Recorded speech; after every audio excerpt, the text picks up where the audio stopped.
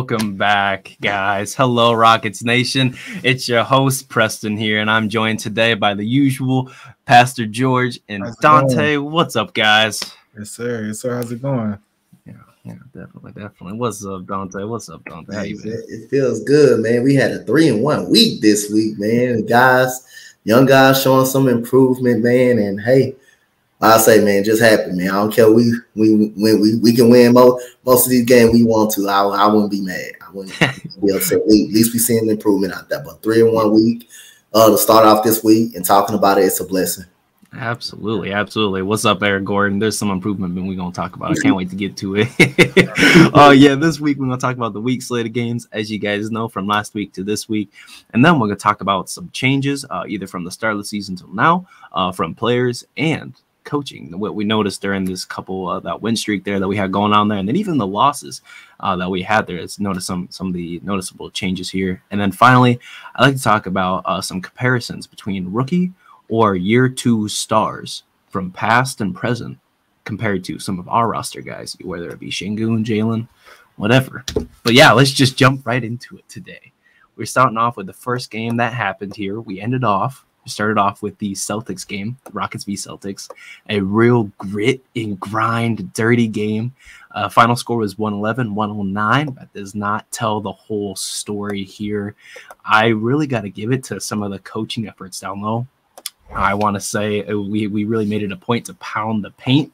Dante, I know you like talking about those stats, man, but I got to get this out real quick. Listen, at 56 points in the paint. Gosh, dang, man. I know that's not a heck of a lot, but that's almost half our point. Actually, that is half the points we had total today. And we just really grinded down low in the paint. As a team, we also kept it real tight. Only 10 turnovers. I mean, is that not a record for us right now in a single game? And we had a pretty solid game from most of our guys. In general, we were really able to hold Jason Tatum almost to that third quarter, fourth quarter right there. KJ Martin with a fantastic game, 20 points and 8 rebounds. We love to see it. Tari Eason, his stats ain't gonna tell it, but man was hustling out there. He did have 9 rebounds and a block, which was a crucial block time at the very end of the game. And Jabari just elevating that turnaround shot. And 5 for 5 through 3 quarters from 3. And he up going 5 for 6 through this whole game. He had 24 points and 11 rebounds. Jalen Green, 28 points, 7 rebounds, 3 assists. And KPJ, the supposed not point guard of the future, 14 points, 13 assists, and 6 boards, 3 steals. Guys, can we give it up to our team? It's fantastic. Yeah, man. Yep. Yeah, man. A whole lot of playing the right way. You know what I mean? That's what it kind of broke down to. A lot can be said about what's going on in Boston, but I don't want to take anything away from these young guys, man. Like, a lot of playing the right way, a lot of figuring out what should be done. This was like the start of like, hey, everything works. You know what I'm saying? If you stick to the plan. We saw some things, incredible things from Jabari Smith this game, not just offensively, but defensively too. I thought he gave one of the better players in the league and Jason Tatum a hard time with his length. That kind of showed up off the box score. You can't really see that when you look at the box score, but when watching the game, I was really like encouraged with the way that Tatum was responding to like how hard it was to shoot around or over Jabari for that particular archetype he presented. A lot of what you mentioned, Tari Eason coming in late and helping out with that particular matchup too. I say what I said about Jabari to say that he got burnt on the last play of the game just to get helped out by Tari Eason, but that doesn't encompass like his whole game against Jason Tatum. So a lot of guys did what they were supposed to do. A lot of guys gave tremendous contributions to the game in the right way. And I was told that these guys can't work together. So in seeing it, and especially in that game against that caliber of team, I was just like more than like, not just even excited, just like almost shed a tear of like, these are my guys growing up in front of me. You know what I mean? Like, it was like, yeah, man, like I'm not even excited, like I'm proud. yeah. Big dad energy. Right. But yeah, man, just like Pastor said, but I'm taking a little step further, man. Jabari Smith, like I say, did a heck of a job on Jason Tatum. I mean, he's 6'10", got the length, got the height, the ball their shot. And I seen the potential versus Giannis when he actually played Giannis, someone that's actually bigger and stronger, but with the same height. So his length has the potential to bother type a lot of scores. Not saying he will stop him, but his length allows him, by him being 6'10", allows him to being able to compete at a certain level. But I remember, I don't know if we was talking about a week ago, I need to see Jabari on a hot streak. And Jabari has been really, outside of probably one game, has been really consistent, rebounding the basketball. He's starting knowing how to play like a big two. You see him grabbing offensive boards and immediately keep the ball up and putting it up and slamming it home with authority. And you starting to see him on offense, put the ball on the floor and using his size and being able to rise up over people and shoot. So these are the comfortable shots that now you see in Jabari having more confidence of taking right now. And that's why when you're being aggressive and you're 6'10", he's like, God damn, I can shoot over anybody. First start of the season, he didn't know how to use his height the right way. Now he's starting getting adjusted to the flow of the game. And he started knowing what he can do, that he can use his size as his height as an advantage. So really proud of what Jabari being able to do. I'm really proud of KJ Martin. I mean, since he got in the starting lineup, he's been really, really good, helping us out. Tari Eason, man, we can rave about him all year long. That no matter how much it happens, I mean, we can get blown out, but again, you still gonna see this guy out there compete. You're still going to see this guy out there diving on the floor for loose balls, fighting like he just desperate for a job or something. That's just how Tyrese is. But other than that, the Rockets are very proud, a championship caliber team going out there, competing with these guys, up by 13 at 1 point. Jabari Smith guarding Jason Tatum on the last shot. He did get burnt, but then again, Jason Tatum should have made that layup right there. He had a clean look at the basket. Just missed the layup, but really proud of these guys, the way they stepped up against Jason Tatum and Jaylen Brown and all of that. We do got to get better at the free throw line. We didn't shoot free throws well. We went 20 of 27. We shot 74%, but we shot 27 free throws. That's pretty good. That's showing we were being aggressive. We had 27 assists. That shows we were moving the ball around a lot. We moved the ball around, everybody getting a touch of the basketball. We on, like you said, you alluded this, 11 turnovers. That's pretty good, especially against this Boston Celtics team. That means you were getting more possessions. And Boston had 14 turnovers. So we got 3 more possessions than Boston did. So that was really key. So really proud of these young guys playing against a championship level team, playing with heart and, coming out and just really making it tough for Boston. Wasn't this done on the backs of Jaylen Brown having like a 40 bomb too? Yeah, 43. Right. 43. So 43 still scrubbed out a dub against a player who went off. It's kind of weird to say that, it's hard to compliment our defense and then hear that someone went off a 43. But it's true.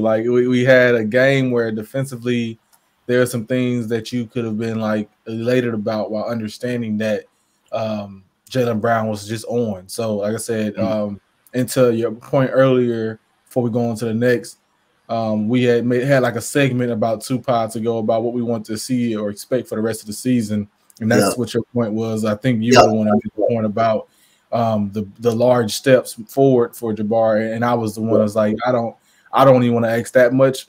What I asked for, we got for a few games as we go over that was just that I want them to see the play the right way with the right amount of effort and take the professional step forward. Really, so you don't have to hit every shot, you don't have to win every game, but I wanted you guys to play deliberate, and for this particular game, they played deliberate and they played the right way. So, look like we both got a little bit of what we asking for. Yep, so we sure did.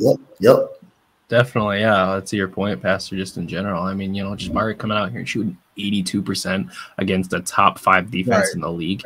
Excuse me. Okay, yeah, absolutely fantastic. My favorite thing about it, is like Dante said earlier, is him just using his size. Just hitting that turnaround jumper at anyone that's 6'9" or shorter. I mean, you literally cannot guard it. And he just brings the ball up at such a high apex that it's just literally unblockable. And I'm glad he's started to realize that. And really using that to his advantage here. And again, to your point about free throws, Dante, I mean, Jalen Green, he went 10 for 11 from the free throw line. That's pretty good. 91% from the free throw line. it just kind of killed us when our guys, go 0 for 2 at the line or 3 for 5. Yeah, Other than that, I would say it was a solid night at the free throw line. We could have been better, but I'm still happy at what we got. And again, 5 for 6 from 3. I just want to reiterate that 5 for 6 from 3, Jabari. Gosh, dang, that was really nice to see out there, especially the slump. That he's really been up and down, and more down than up. Yeah, especially to start his rookie season. I mean, it was nice to see his 3-point shooting go up a little bit. And then again, guys, come on, KPJ, 13 assists. Yeah, that looked real nice out there. And the KPJ hate got real quiet after that game. I won't even lie, he got real quiet. Picked up last game, whatever. But last game, that Celtics game during the stretch, it got real quiet. Hopefully, people are filling out that KPJ apology form soon. Yeah, yeah, as it is, a good, tough win against the Celtics team, and the second best franchise in the NBA, going against turning now against the best franchise in the entire NBA, the Lakers. We beat them back to back, 110-114. Another fantastic golly win by our guys. A great effort down low. Jabari going off once again, 18.6 boards on a pretty good LA team, despite their seeding. I'd still say they're fairly competitive. He did come back to earth a little bit, 2 for 7 from 3, but again, he just went crazy. That's expected from a shooter. We didn't shoot too well from the 3 in general. We only made 8 3 this game. I mean, winning a basketball game, only shooting 8 or making 8 threes out of 29 is pretty much unheard of, except for our team, of course. We somehow got this dub. It wasn't a fantastic scoring night in general, but KPJ was really able to turn it on. He had 27 points, 9 rebounds, and 6 assists, which was, again, fantastic. Jalen Green, a pretty bad game here. He was 4 for 13 from the field and had 11 points. Was not a fantastic Jalen Green jersey wearing night, but hey, it comes and goes with a young player like that. And then Şengün made his return here, so he was playing center this time instead of Jabari last game. Yeah, 13 points, 6 assists, 9 rebounds. Almost the exact same stat as KPJ minus the points, which was really nice to see. And Şengün got 2 blocks. That was really nice to see down low. I think it was a mistake to put Jared Vanderbilt against Şengün, even though Vanderbilt got the rebounds. That's fine, but just defensively, Şengün worked him all game. Yeah, man. Like, oh, sorry, you said something. Oh yeah. Nah, go ahead, Pastor. Go ahead. I go on. No. Nonetheless, like, just keeping an eye on the fact, like we talked about 3-pointers, but the as bad as we were shooting threes, the Lakers were still shot at a lower percentage. Even though they hit 3 more, they had a way lower. They took way more and they missed more. So that was incredible. I was looking at, and like when I'm reviewing the stats, I was like, it makes sense because when I was watching the game, because like when I was watching the game, I'm like, bro, like we really should have. They should have been blown out by us, though. Be real. The referees kept them in this game. We significantly outpaced them via personal fouls and turnovers. So it was like super weird that like I remember how it played out, and I was thinking like, bro, the refs are keeping them in this game or helping them out. They just don't want us to get a chance, get us to get this dub. But I won't blame it on refs because even with that being the case, we still won. I do want to say that this was a game afterwards. I had a conversation with the groups, and I was just like, hey, this is like the first time that the coaching staff went in a game plan for a team. We came out, we executed it, and when it worked, we kept doing it. And I hate to say it as if like we don't do it ever, but guys, we don't do it ever. And so when I saw that they had a deliberate want to attack the paint, Preston, bro, these guys had 78 points in the paint, which is why we won, compared to 46. So like how do we win this game? What does it look like, et cetera, et cetera? We outpaced everything by just scoring in the paint, and they did that. They dominated because the Lakers did not have AD, which was they got no rim protection. Right. So I don't know if that was a game time decision, but I knew that it was weird, and I think that they assumed that it was going to be a cakewalk for playing us, so they rested players when they shouldn't because they need to win based off their position. But yeah, man, like it was super. I would even tell you it's peculiar. Like not even like I was happy, but it was just peculiar because the guys had a plan. as far as coaching staff is concerned, because they usually don't. And then they went out there and they kept it pushing.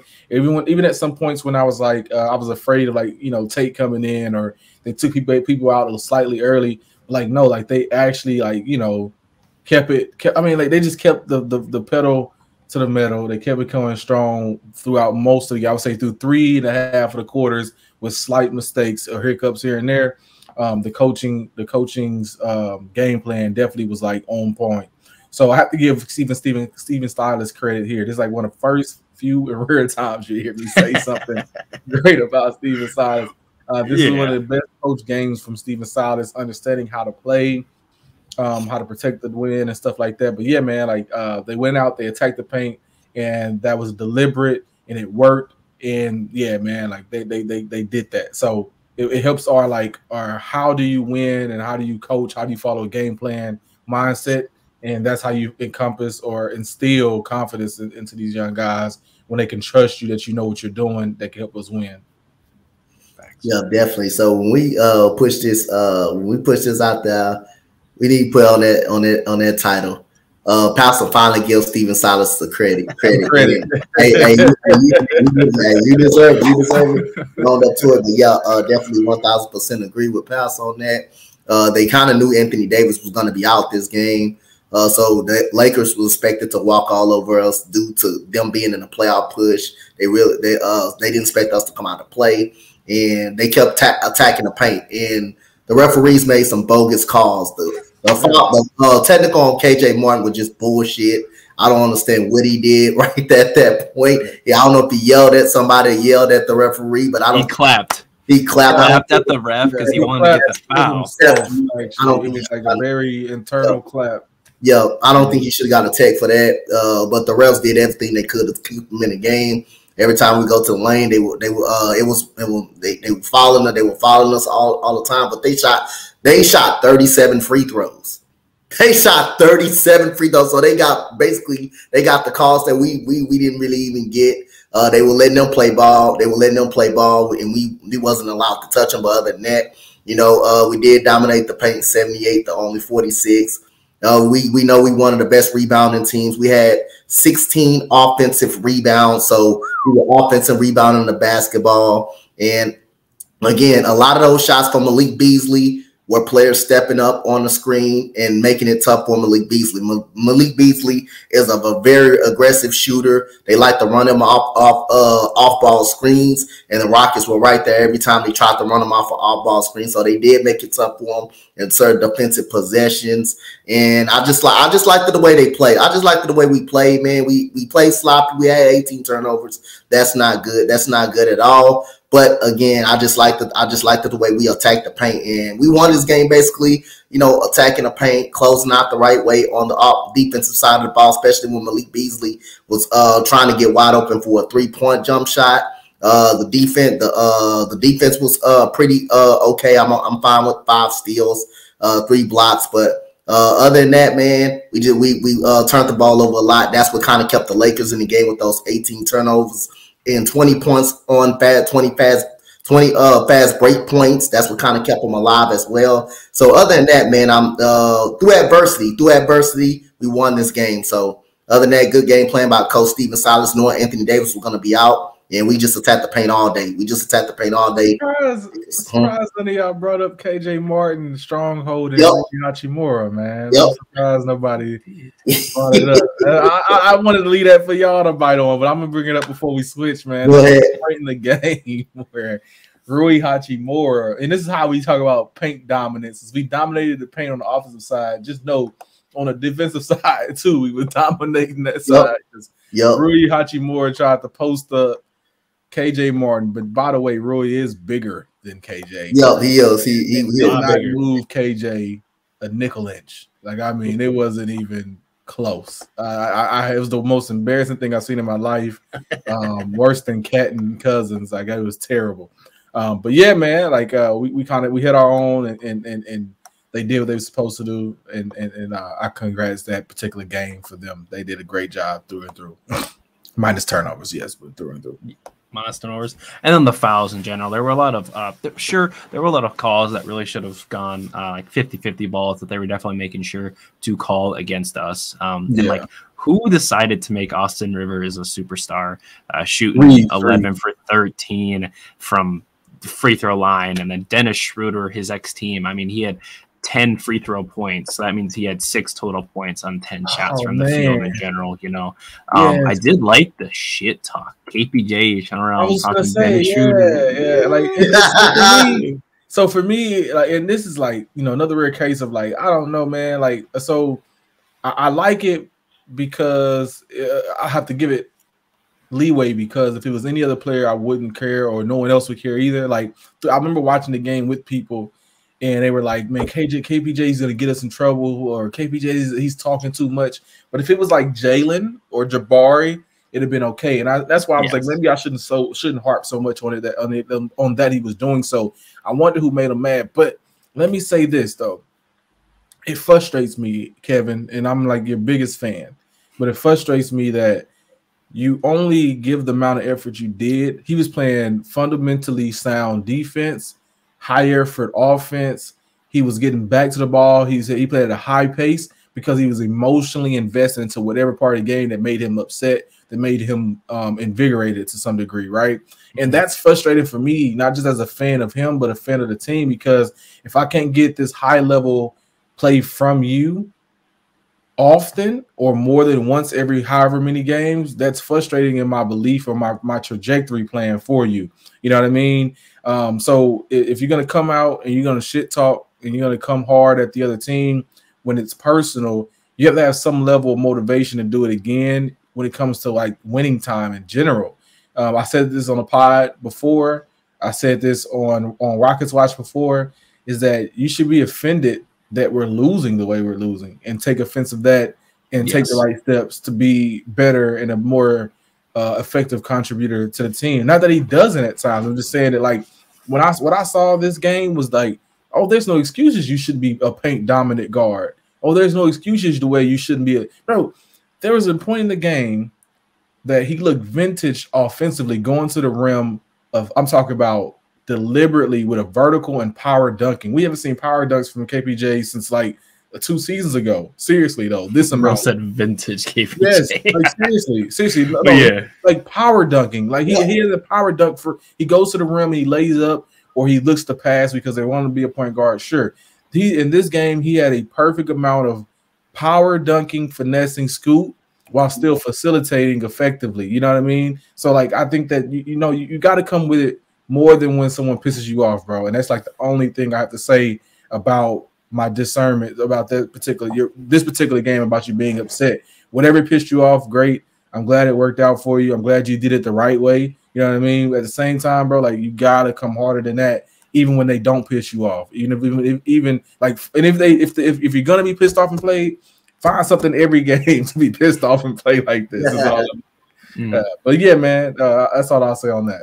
He just needs to place extra. He was doing it. It was early in the game too. He was doing whatever he want when he was doing, and these were power dunks. But you know, when you play 2K, how big men just do standard dunks. That's what he was doing. He was doing power dunks and standing dunking, just running by people and just standing dunking the ball. That's how KPJ was doing earlier. So that was exciting to see. Like seriously, like I'm talking about, like there's a bro. He had like his defensive awareness and effort, his strides to cover space, his actions were not wasted.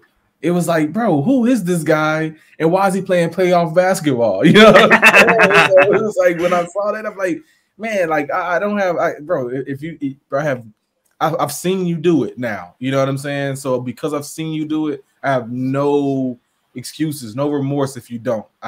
You need to do this. Period. Go ahead. We can go to the next. Facts. No, I absolutely agree with you. It was just a nice win. We did let them back in towards the very end there, as we always do. We had that late turnover to a Laker. But just before we go, I'd like to say that I think this is one of the best perimeter games we've played. Usually our perimeter defense is what kills us all the time. You know, we're just like late to contest threes, and we'll talk about that in the Warriors game. But just in general, usually like we just get killed from the three all the time. And I think we're one of the worst defending perimeter teams in the league. However, this game, like we made sure to run off all the perimeter guys. You know, I mean, D'Lo and Malik Beasley shot 7 for 23 from three combined. That's a fantastic effort on our end there. I want that intensity every single game on the perimeter. I go ahead, get the layup, whatever, you know. I mean, obviously not, you know, but I'd rather have you get the layup than the three, especially if we have 5. You know what I mean? So it's just priorities at the end of the day. A lot of what you just said there had to do with what I just said. Exactly. No, exactly. That's what I'm getting to. Yeah. It's nice to see that people are playing with a purpose and intensity. And then again, coaching. You know, making sure that we really pay attention to the three ball, making sure that we're really running them off the 3-point line. It was a good game. It was a good, solid game. Who was the coach that got into KPJ's behind after he did the hands on the hip? What's his name? Oh, it was one of the assistants or the assistant head coach. Yeah. Is it not the Hollins guy? It was Hollins. It was Lionel Hollins. So Hollins, I think that he is like also taking a step in being more vocal as of late too. As it pertains to your point about defense and effort. It seems that after that game, and it seems like a respect level on what was said from him, because he had made some other statements and then there had been some comments following that. It seems that I'm chasing here with that one, but it just seems as if like he had made some efforts in trying to like be more active into what that he wants to see as well, outside of what Silas expects as well. So just want to say that too. Yeah, you can see it in the coaching huddles there when they call timeouts. He's being a little bit more vocal, like you said there, him and our assistant coach, which is nice to see that, you know, you're allowed to be a little bit more free and a little bit more emotional during these timeouts instead of like the cool, calm, and collected, just laugh it off kind of Silas. I'm enjoying the new kind of, I don't want to say like new, but it feels like a refreshing personality joining the group. But absolutely, I see what you're saying there. Because at first he was super passive, but yeah, so definitely. Now I'd like to move on to the next game here for a 3-game win streak here, guys. Come on, 3 games in a row. When was the last time we've done that? We faced the Pelicans here in a golly hard-fought win.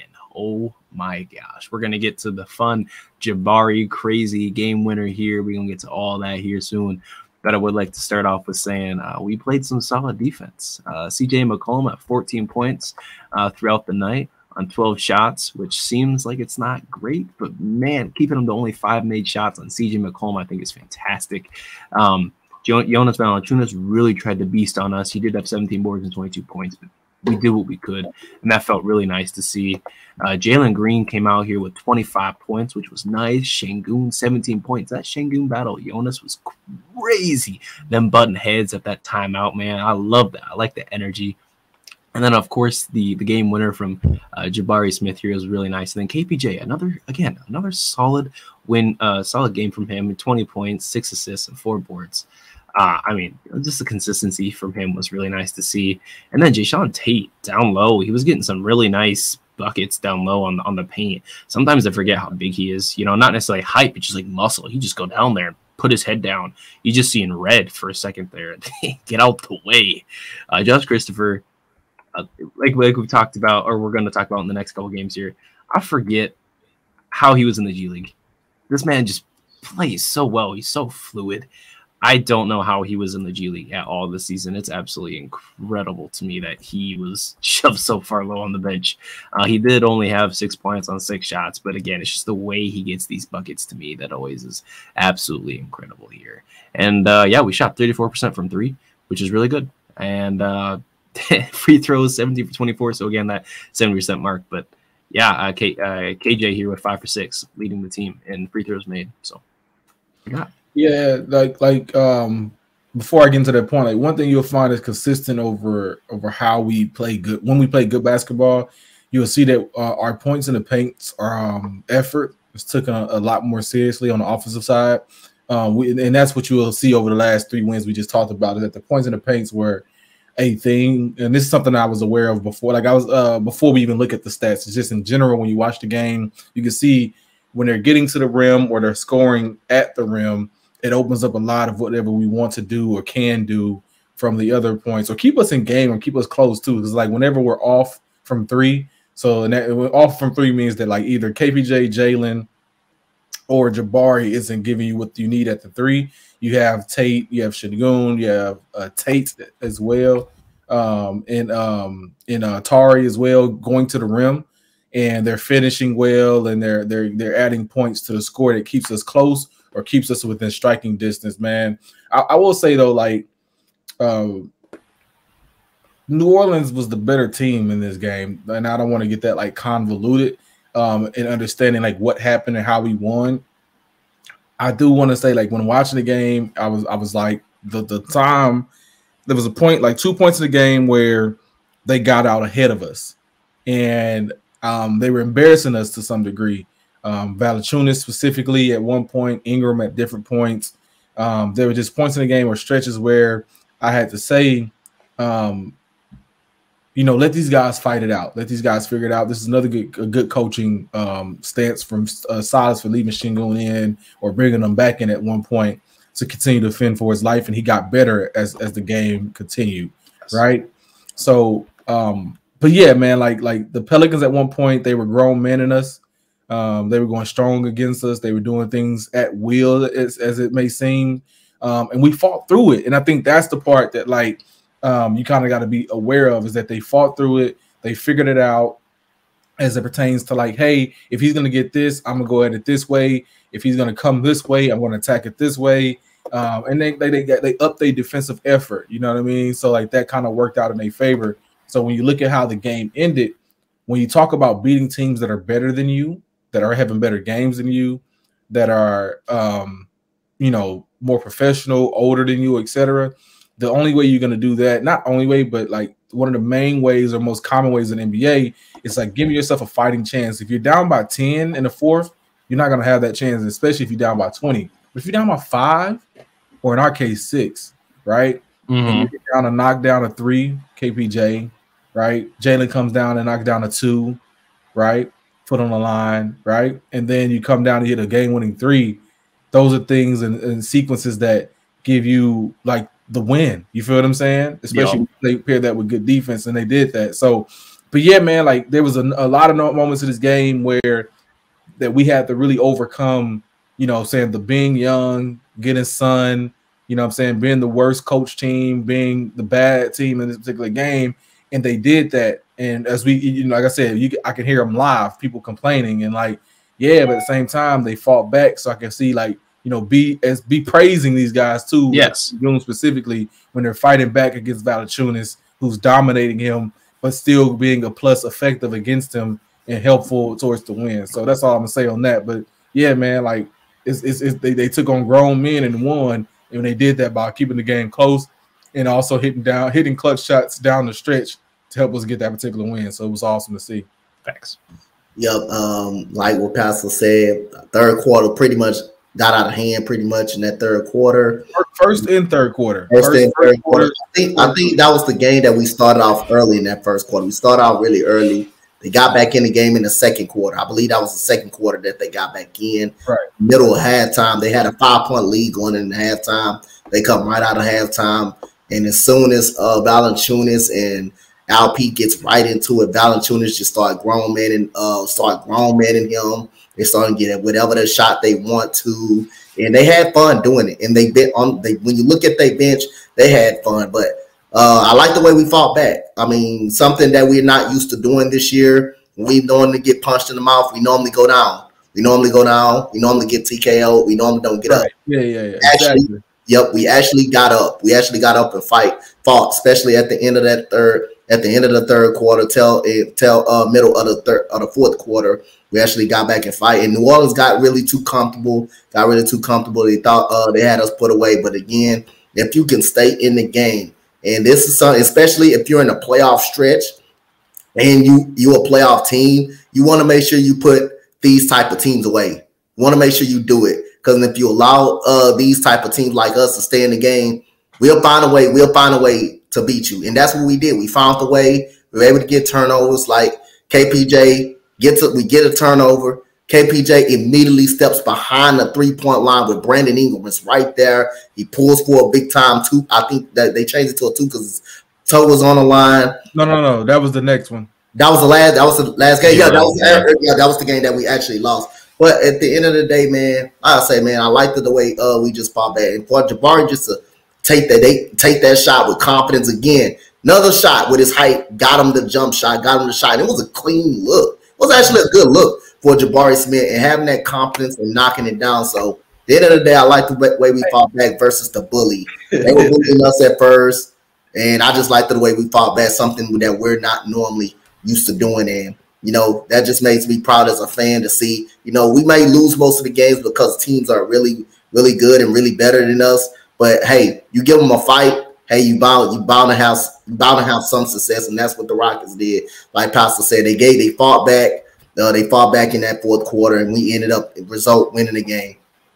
Absolutely, and as much as I said about KPJ effort on defense the previous game, I will say that it was just kind of on par with his normal play this game. But I mean, you have to give him kudos, man. And this is why, like, what I said about the previous game and going into this one, and saying that it's there, bro. You know, rather he's 6'4", which is probably his true height, or he's 6'7", what they put on the roster sheet or whatever. Being able to strip a guy who's 6'9" almost, right? You know what I mean, and then convert that into a particular shot. And also, it's not even just like it wasn't just a random shot. Like, it was like the most pivotal shot in the game. The KPJ shot would have not given us a chance, or given us a chance to particularly come back and be able to win that game, right? Be in that game at a particular point. That still like was the difference maker of us having a chance, right? So, man, like that's just like speaks on the magnitude of like, hey, you know, what does it take for us to be successful, especially playing with KPJ on this particular team? Is that, bro? Like, those are the plays you have to continue to make to shut up any type of haters you have, any type of outlook on you that's negative. That's what you have to continue to do, is play hard, winning basketball, especially in clutch moments, man. And as it pertains to Jabari's shot, I just think that like I don't know how to put it, like just proud of his confidence. I think that, like, you know, you have to take it's not a bad shot, you know what I'm saying? I just love that he got it. I love the way he got it. I love the way he took it. I know I feel like it was supposed to really go for someone else, but he, you know, like with the timing, it really had to go to him because we was out of time. But yeah, man, like I'm really proud of the way that he took it and hit that game winner. Like at one point I said in the past, this is really what I'm trying to say, is that on the pod I said I really believe that if you build around Jabari and you coach for him, I think that that'll help us gotta have more of a winning basketball style. I want y'all to know that, like, Jabari didn't touch the ball for all of the fourth quarter. This is the first chance and only chance he had, and he got it, and it was the last chance of the game. I do believe that for us to get back to winning basketball in Houston, we have to go back to using big men and skillful big men until we figure out, you know, what we have as the guard positions. And really, you want those to be contributors anyway. Jabari has something special in him, in my opinion.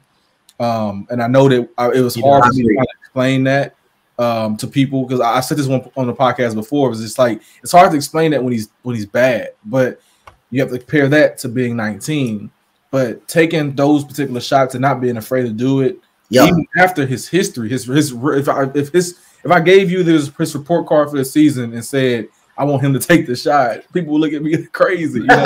Who the hell is this? Like, no, he can't. This G leaguer, no, he can't. But I think he truly is, and like his quote says, "I'm built for it." It truly is that way. Like, there's a time, you know what I'm saying, and I'll speak of other games too. But there's a time for which this guy gets bigger, he gets older, he gets stronger, he gets even more skillful. His handling took leaps and bounds, by the way. Yeah. So, like, even though I'm talking about the shot, and that's why I'm getting like jumbled up in words, like, even though the shot was there, like, it's so much more into particularly taking that shot. And I think that, like, it just speaks of like where he can go next. You know what I'm saying? Like, this is the floor for a 19-year-old, you know what I'm saying, power forward who can play 3 through 5. You know what I mean? Who can guard 1 through 5. You know what I'm saying? Like, I don't think people really understand what we have in our hands. And if shooting was the biggest issue, he had been working on everything else in between time. So even still, while being a horrible shooter for the season, he has still been getting better defensively. He has still been getting better at finishing at the rim. Yep. He has still been getting better at offensive rebounds, defensive rebounds. He's still clumsy at times, but he's gotten better at that. So, you know what I'm saying? This is like oh man, a game winner too. Oh, he's coming. And so for us as a team, we have to really embrace that. It hurts my heart to hear that sometimes we don't even run plays for him, or in this particular case, goes a whole fourth quarter while being a contributor or coming off a hot stretch, and not being able to get anything ran for him or put it in those ways. So it was great to see that, you know, the last play of the game went to him and he converted and contributed and capitalizes off that. And that was like amazing to see. So nonetheless, this is the guy, though. I really do believe so. Nothing against Jalen, nothing against KPJ, Alp, or nothing. I think those guys are fantastic. I've actually reeled back a lot of my like team individual hate, for particular guys. Like these are my young gets, and I rock with them thoroughly. Yeah. But I really do believe that our cap, our height, our success, where we go as far as playoffs. You know what I mean? Whenever we get to that point, so that's 3 to 5 years down the line. That means Jabari's be 23, 24. Yeah, that would depend on this particular young man right here and where he scales. You know what I mean? And where he stands. If he's a two-way all-star, if he's a defensive player of the year, is he, you know, a three-point contest winner or not? You know what I mean? Like those sort of things hinge on the back of him. So I really stand by that. I said that before. And I know it's too early to say that again, but I'm going to say it again. And as he continues to develop, I'll point it out. I won't point out every time, but I'll point out enough for you to understand that this guy has to be a focal point for our success moving forward. It's a almost 7-footer. You know what I'm saying? Yeah. 7-footer, bro, with handles, can finish at the rim and shoot over people with ease. It's almost like we have KD, but wait, we're not allowed to say that. Yeah, I mean, it's just an absolute version of him. You know, he probably can't right now as a 19-year-old score better than KD, but he has, like Pastor was trying to say, he has the traits, and he's getting stronger with the basketball. Man, I'm telling you, I'm impressed. When he gets an offensive rebound, he just goes up and dunk it with just no problem. And he's getting stronger and stronger as each game goes on at the rim, just getting the rebound and not only putting it up and in, because that's what he used to do early first start of the season, like laying it up and in, and guys were contested. But he's going up and dunking the basketball with authority, and he's driving to the rim. Sometimes he'll grab a defensive rebound, he'll push the ball, he'll go straight to the basket, like you seen in the Lakers game. He got the rebound. He went straight coast to coast. Went to the rim, lays it up and in. So he's getting better at that aspect of the game, like Pastor said, pushing the ball handling. Yep. Not to cut you off, just imagine that, like, just a 19-year-old 7-footer today is decent. At taking the ball from the defensive rebound, pushing the ball up the floor, and taking a pull up, either that's a 3 or a mid ranger. He's currently decent at that. So if that's his floor today, even if he becomes a professional at it, meaning that it becomes a reliable shot, if he shoots 60% at that at one point, right, or 50% at one point, like that's an incredibly comfortable shot to take. You know what I'm saying? Even if that's 22 years old, right? You know what I mean? Because that will only gets better from here. He's already comfortable with it. He's been doing that since college. He's been doing that since he got in the league. When he was horrible here, right? When he was horrible, he was still hitting those shots. The driving up, pull up, 3, pull up, midi. He would always do that. So continue. I didn't want to cut you off, but I just want to make you good. Because you was talking about that dribble pull up. He did that against the Lakers. That was that was a big shot. He was struggling versus the Lakers game. Right. Actually, then for him to get the ball, dribble, and pull up at the top of the 3 with confidence and make it. Hey, that's big, man. That's really big. So that's one of his shots. It is comfortable. It was comfortable. It was a comfortable shot that he took, and he knocked it down. Yeah, definitely feels like his bread and butter, that nice little mid-range there, or like you guys saying, that dribble drive and then into the shot. it's real nice for him to see that the culmination of his workouts, despite him struggling early on, he still had some stuff where it's like, even if he's been okay at it, or like you said, that, you know, decent at throughout the season, he's been getting better at everything else. And we can see that, especially the last, you know, 10 game stretch since the All-Star break. He's just been an absolute fantastic player. And this is why we took him at number 3, is for all these reasons we've seen lately. But yeah, that's what I got out of that. I do like seeing Jabari cook, and it's nice to see one of our, you know, our top 3 and third and second pick just go absolutely bonkers on stretches here. And speaking of bonkers, Jalen Green for his 5th career 40-point game in the back-to-back Pelicans game. Although it was an L, we did lose. It was 117-107 there. Jalen Green still have 40 points. I just want to say, since January, he's had 4 40-point games. He had 1 last year. Talk about improvement. He's already had 4. And we still got plenty of season left to go. Dylan had 40. KPJ had 25, which was really nice. He had a solid 25 on 46%. Jalen had his 40 on 50% and 100% from the free throw line. Not really too much to take away from this game, except our free throw percentage was almost 95%. We shot 36 or 38, which is really, really good to see. Foul merchants. Hey, bro, hey, you gotta get it done. Foul merchants. No, I'm not gonna get it. I'm just making a joke. That's all. But yeah, other than that, you know, we shot horrible from 3, you know, 27%, 9 for 33. We only shot 40% from the field, 31-76, and we ended up having 22 fouls and 12 turnovers. So you can kind of end up seeing where we end up losing there. Şengün ended up fouling out. He played a total of 31 minutes. They just, this is, I mean, they pushing for a playoff game. I'm not too mad. You know, we lost, so it helps, you know, my secret agenda to get Wemby, even though we're not getting him. But yeah, you know, there's not too much to take away from this game. What happened should have happened last game, happened this game. And I'm still proud of our guys fighting and Jalen getting that nice 40 piece. Yeah, absolutely. This is a game that the Pelicans came actually ready for. They came ready for this game. They kept their foot on the gas. They didn't let it out. Even though we did go on a run in the 4th quarter, they held us at bay. But they played very well on every aspect of the game this time. For us, you know, fast break points 17-6. They outscored us in the paint, which is we used to outscoring teams in the paint. They outscored us in the paint 52-34. They even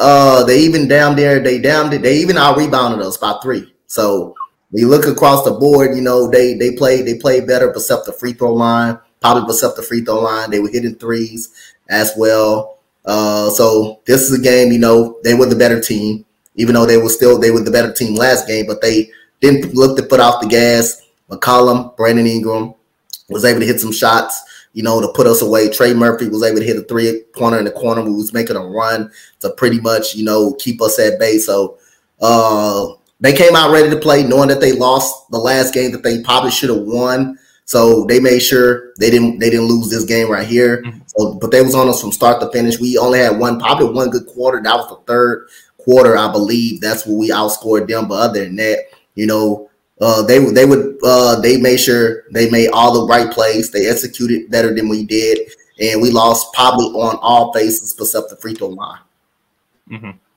Yeah, I mean, what like you said, you know, what should have happened last game happened this game, and I mean, we lost a playoff team that was earlier in the season, I believe the 1st seed, 2nd seed at one point, and then ended up dropping because of injuries and yada yada. But still, nonetheless, a pretty solid team, and still without Zion for enter X amount of days here. At the end of the day, I'm not mad about it. Like I said, it helps me get my pick agenda going. So it is what it is. I'm not too worried. 40 points. I'm happy.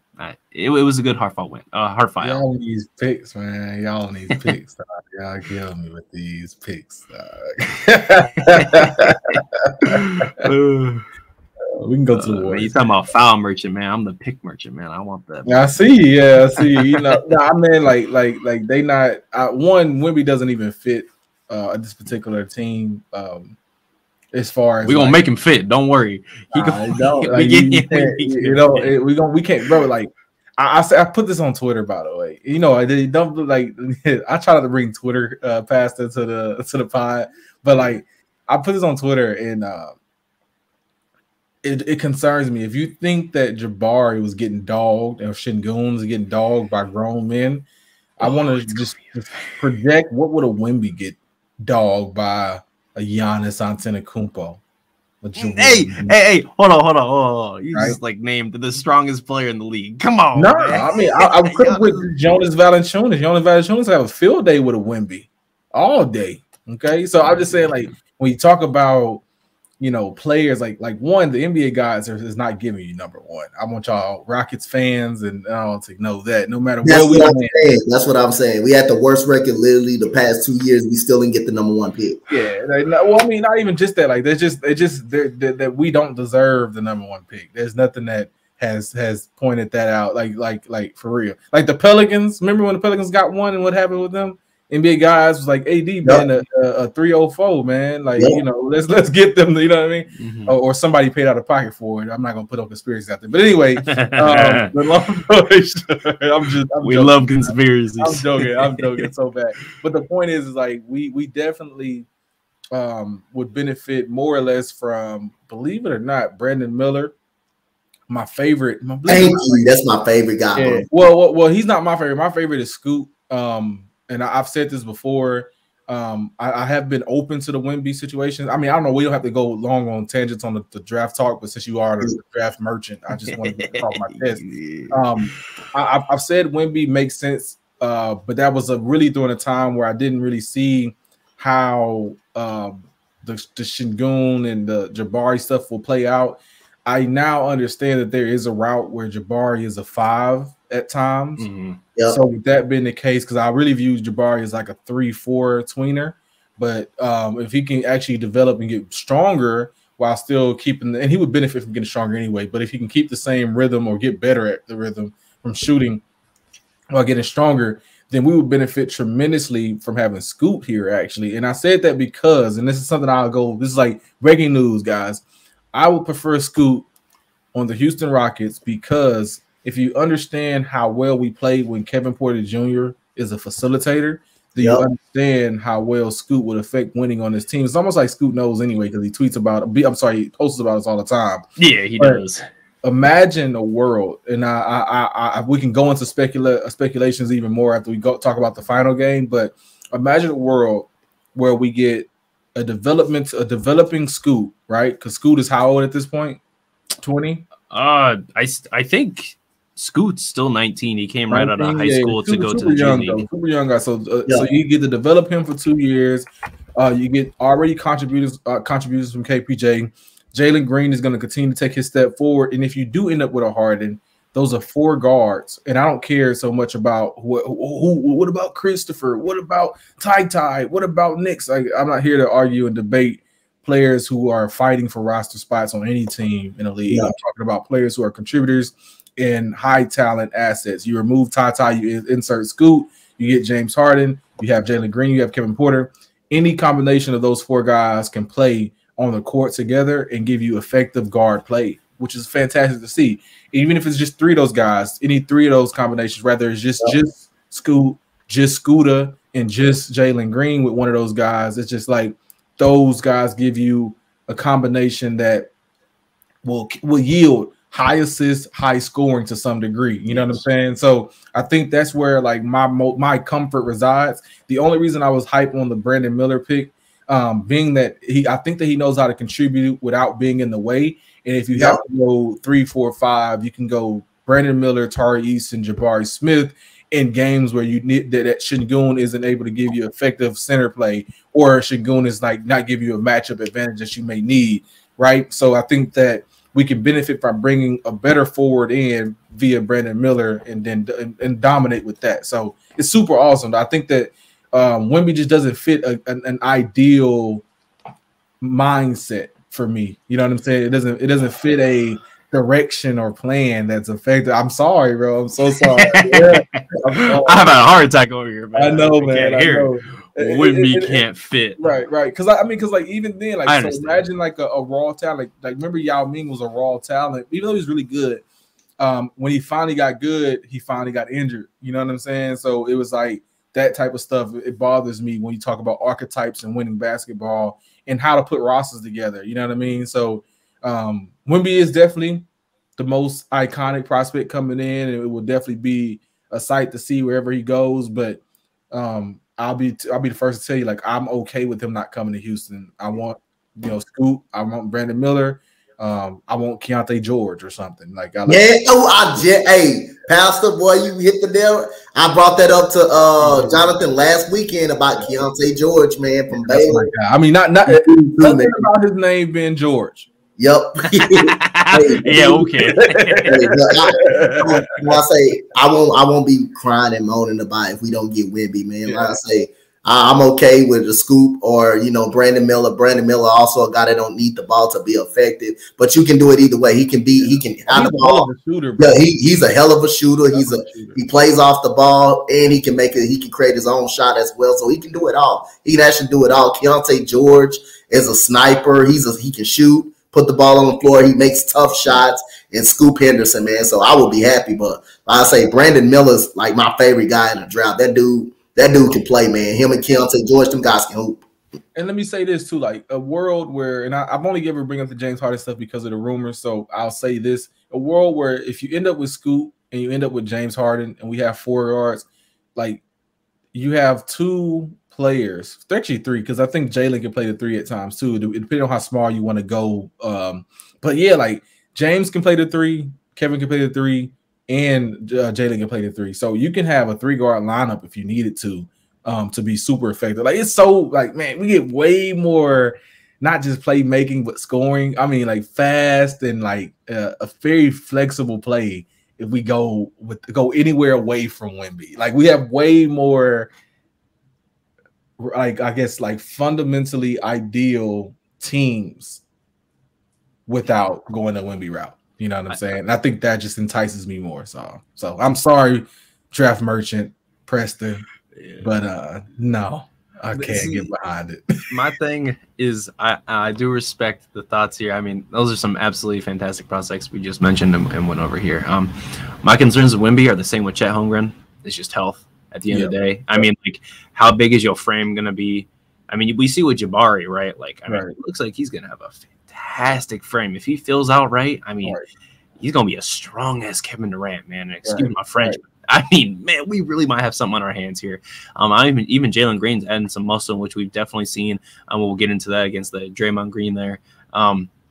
But just, I don't know if Wemby's going to be able to do that. And, like, he's skillful, but, I mean, skill will only take you so far if you're getting injured every other game. I mean, again, we see that with Zion, who is obviously a generational talent, averaged 27 on 62, 63% last year, which no one's done since Shaq. Right. And, I mean, he's hurt. Yeah, think about that. What you said, that's very concerning. Like, now, granted, Zion isn't a 7-footer, but he is in his own way, right? As far as, like, his power. And if like, this is a wild take, but don't take it out of context. If he played for any other team, like he was in Cleveland, and like the Andrew Wiggins set situation, he would be considered a bust. He's unavailable. You know what I mean? Yeah, no, yeah. He wasn't playing on a team that had all this talent, that fills him in whenever, that needs him, that didn't, that like, it's just there's a lot to be said about his situation. That if it was any other person, like James Wiseman, for instance, right, in his situation, right, it would be like that. You know what I mean? Very similar to that. It's like, man, come on, bro. Like, anyway, nonetheless, I agree. Those prospects where they're generational. We throw that word around a lot. Not we, as in us, as in like the collective NBA fandom. Throws generational around a lot just because of someone's physical gift. I don't think I care for that as much as I thought I did. You know what I mean? Like Chet Holmgren, I would agree. Chet has a skill set today that even if he does break his ankle again or knee or whatever, he can still snipe, right? We know that, right? So he's a 7-footer that can snipe. So he can at least be, at worst, a somewhat off-brand version of Porzingis, right? Yeah. Right? So we know that. Now, if Wemby breaks a leg, what is he? Because he can't shoot. Yeah, he's only shooting 27% from 3, guys. Yeah, come on. 27. Right? He's not dunking over people his size, for real. He struggles against other grown men. We know saw that clip going around. I don't know if you guys saw it on Twitter. He was getting grown men and over in the French league over there. Yeah, the grown men league, the league that he was getting. Yeah, so they blame it on all types of reasons. But like I'm telling you, bro, like it's not as going from like, so you almost want, this is so crazy to say, you almost want players who are 6'4" to 6'7", 6'8". This is why Tari Eason does well. This is why LeBron does well. This is why Kawhi Leonard does well, right? Very seldomly do you get like a KD, right? That's hard to get. That's all I'm saying. But LeBron is the prototypical size and height of like dominance, right? He could take on centers. He could take on guards. You know what I mean? Once you surpass that, you're reaching uncharted territories. This is why Giannis, even though he's so dominant, he's inconsistent as a shooter. You know what I'm saying? Because it's always give or take. You know what I mean? And granted, I think Giannis is a really good talent, by the way. So go ahead. He was a better shooter, smaller around. He was 6'10", granted, so 1.5 inches shorter. Okay, but he was also thinner in the muscles. But he was a better shooter in his early career. But that's all I'm saying. Go ahead. Yeah. Continue. Well, I mean, because he doesn't jump anymore. And he, like I said, that muscle. Whenever you, anybody, if you care to know, whenever you build out muscle, you create different paths, different muscle strains. So it just. You build different paths of muscle strain. So whatever Giannis did, he has to like retrain his muscles, and those are hard to do, especially when you're a shooter. So he doesn't jump as much anymore. I don't think he's comfortable taking a jump shot, particular. But he relies more on his actual strength to get the ball up and over. Which is also one of my concerns with Jabari getting strength too. I think Jabari has a shot that needs to get him to get stronger versus where Giannis was like already a decent shooter that had gotten stronger. So we'll see how that plays out for us. But also Jabari's form is far more better than like Giannis coming out, right? So that's why it kind of eases that concern. But yes, to your point, sometimes getting bigger or having some physical attribute can affect you in a positive manner. But I think a lot of times it affects you in a negative manner where, it may mess up something or, even like I said, if you like, I don't know how to put this, but like Wemby getting stronger and bigger, which he already has said that they don't want him to, by the way. I don't know if you know those reports that come out, but I can't say that would make him a better shooter because he's already 7'3". You feel what I'm saying? Yeah. So it's like, I don't know. There's a lot of speculation around it. I don't want to like concrete anything. I'm just thinking out loud per se. I like little detour we took throughout the draft class here. We entered the portal of draft class. Exit that real quick and talk about the last game, by the way, with the Golden State Warriors, where our perimeter defense, like I was saying earlier, just fell apart, man. We got absolutely cooked. Now, the Warriors shot 17 for 48, which is 35%. But I want to say it's not the percentage. It was the type of looks they were getting. We were getting burnt too many times on crossovers, on screens, on pick and rolls, on the ball movement that the Warriors have. And people can say what they want. With Steve Kerr being one of the best coaches in the league, the Warriors still have some of the best ball movement I ever see. Every time they play us, I'm like, how do they get that pass from here to way over there? How do they do that? It was a really, really wild game. Dante DiVincenzo really thought he was something this game. He trying to big bully us. It did not work. He had 5 points, by the way. I just got to shout out there. But Tari Eason led our team in points with 21 points and 12 rebounds, another double-double with 4 steals. This dude does not stop, man. He said, I didn't hear no bell. It don't matter what the score is. Brother does not stop. By the way, we ended up losing this game 121-108, but it felt much closer than that. 6 minutes to end of the fourth quarter. Go ahead. And it was much closer than that. And I want to be clear on that, and just breaking it down, like subtracting the fourth quarter, it was 26-21, 29-29, 29-30. So watching the game and understanding that we did fight through this game. We kept up with the most of this game. I think that, and even if you look at the stats, like we were equal in fouls. We outpaced them by 4 points in points in the paint. We had about the same amount of turnovers, same amount of steals, they outblocked us by 4. And then this is where the most important part is that when you talk about passing, their assists were 31 to our 14. Now, let me tell you something. Kevin, this falls on you a little bit. because I can tell that you wanted this game. I can tell that you had and this is where like I said earlier, it's like you have to learn how to channel certain things the right way. He wanted to come out here and embarrass the Warriors versus come out here and play good basketball against the Warriors, and that backfired.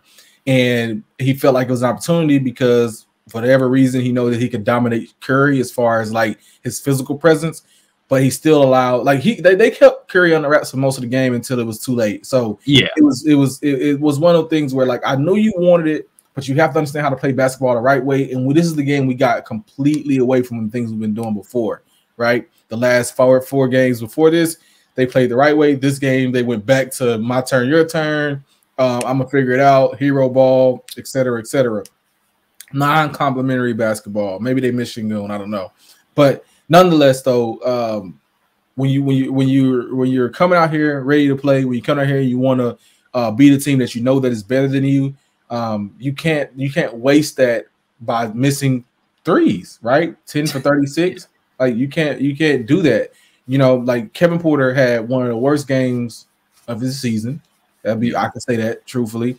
I think that Tari is what made up for a lot of that. You know what I'm saying? As far as effort is concerned. And there were just way too many turnovers. Now, Grant, it's like so weird to say because so did the Warriors, but like I said, the assists, we stopped moving the ball. Yes. We didn't even touch 20.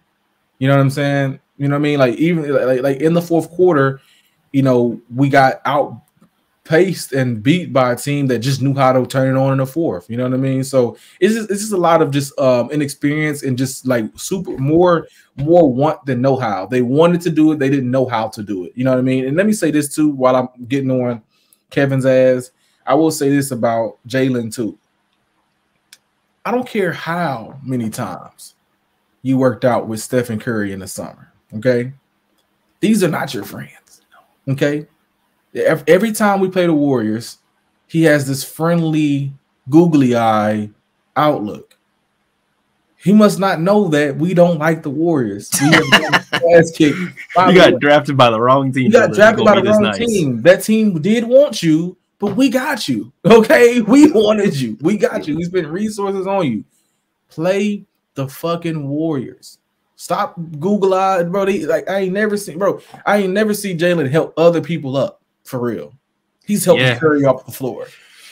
You know what I'm saying? Twice, not just once, twice helping people out. Like, bro, these are not like maybe, bro. I mean, the greatest story arc I would hope to never see if Jalen leaves this team and goes play for the Warriors. That would be a horrible story arc. I would let y'all know that now. Yeah, for real. Let me. Yeah. If I ever see that shit, if I ever see that, yeah, I'm talking like I am, bro. Like I'm talking about the amount of fits and slander that I will have in my pocketbook. Those same Twitter drafts are coming out real quick. But no, like it's an asinine thought. But the way that he goes about approaching that game, it's like it's very weird because it's like it's such a family reunion-esque type of vibe. At least I get this way. You don't have to agree with me. Anybody who's watching it, for me personally, I feel like there's such a love between or respect that he has between him and Curry. Where no, bro, I want you to go dunk on Stephen Curry. I want you to dominate and play good defense. And he has played good defense. Don't get me wrong. I'm just saying it like he has to give us more deliberate and effective basketball, and that's what's going to take for us to beat the Warriors. And he's our best player. That's what they say, right? So, yeah, man. Nonetheless, that we were in this game most of the game. It was a fun game throughout 3 quarters, but we had just struck out in the fourth. The score doesn't show that, but I promise you guys, I'm not lying when I say the Rockets could have won this game if they knew how to play team basketball. We could have. We really could have. Yep. I mean, 14 assists, like Pastor said. It was called do your thing ball. You do your thing. You want to do your own thing. So you decide not to pass the ball. And Golden State, let's not forget, they still one of the most important offenses in the league, but you know what get them open shots?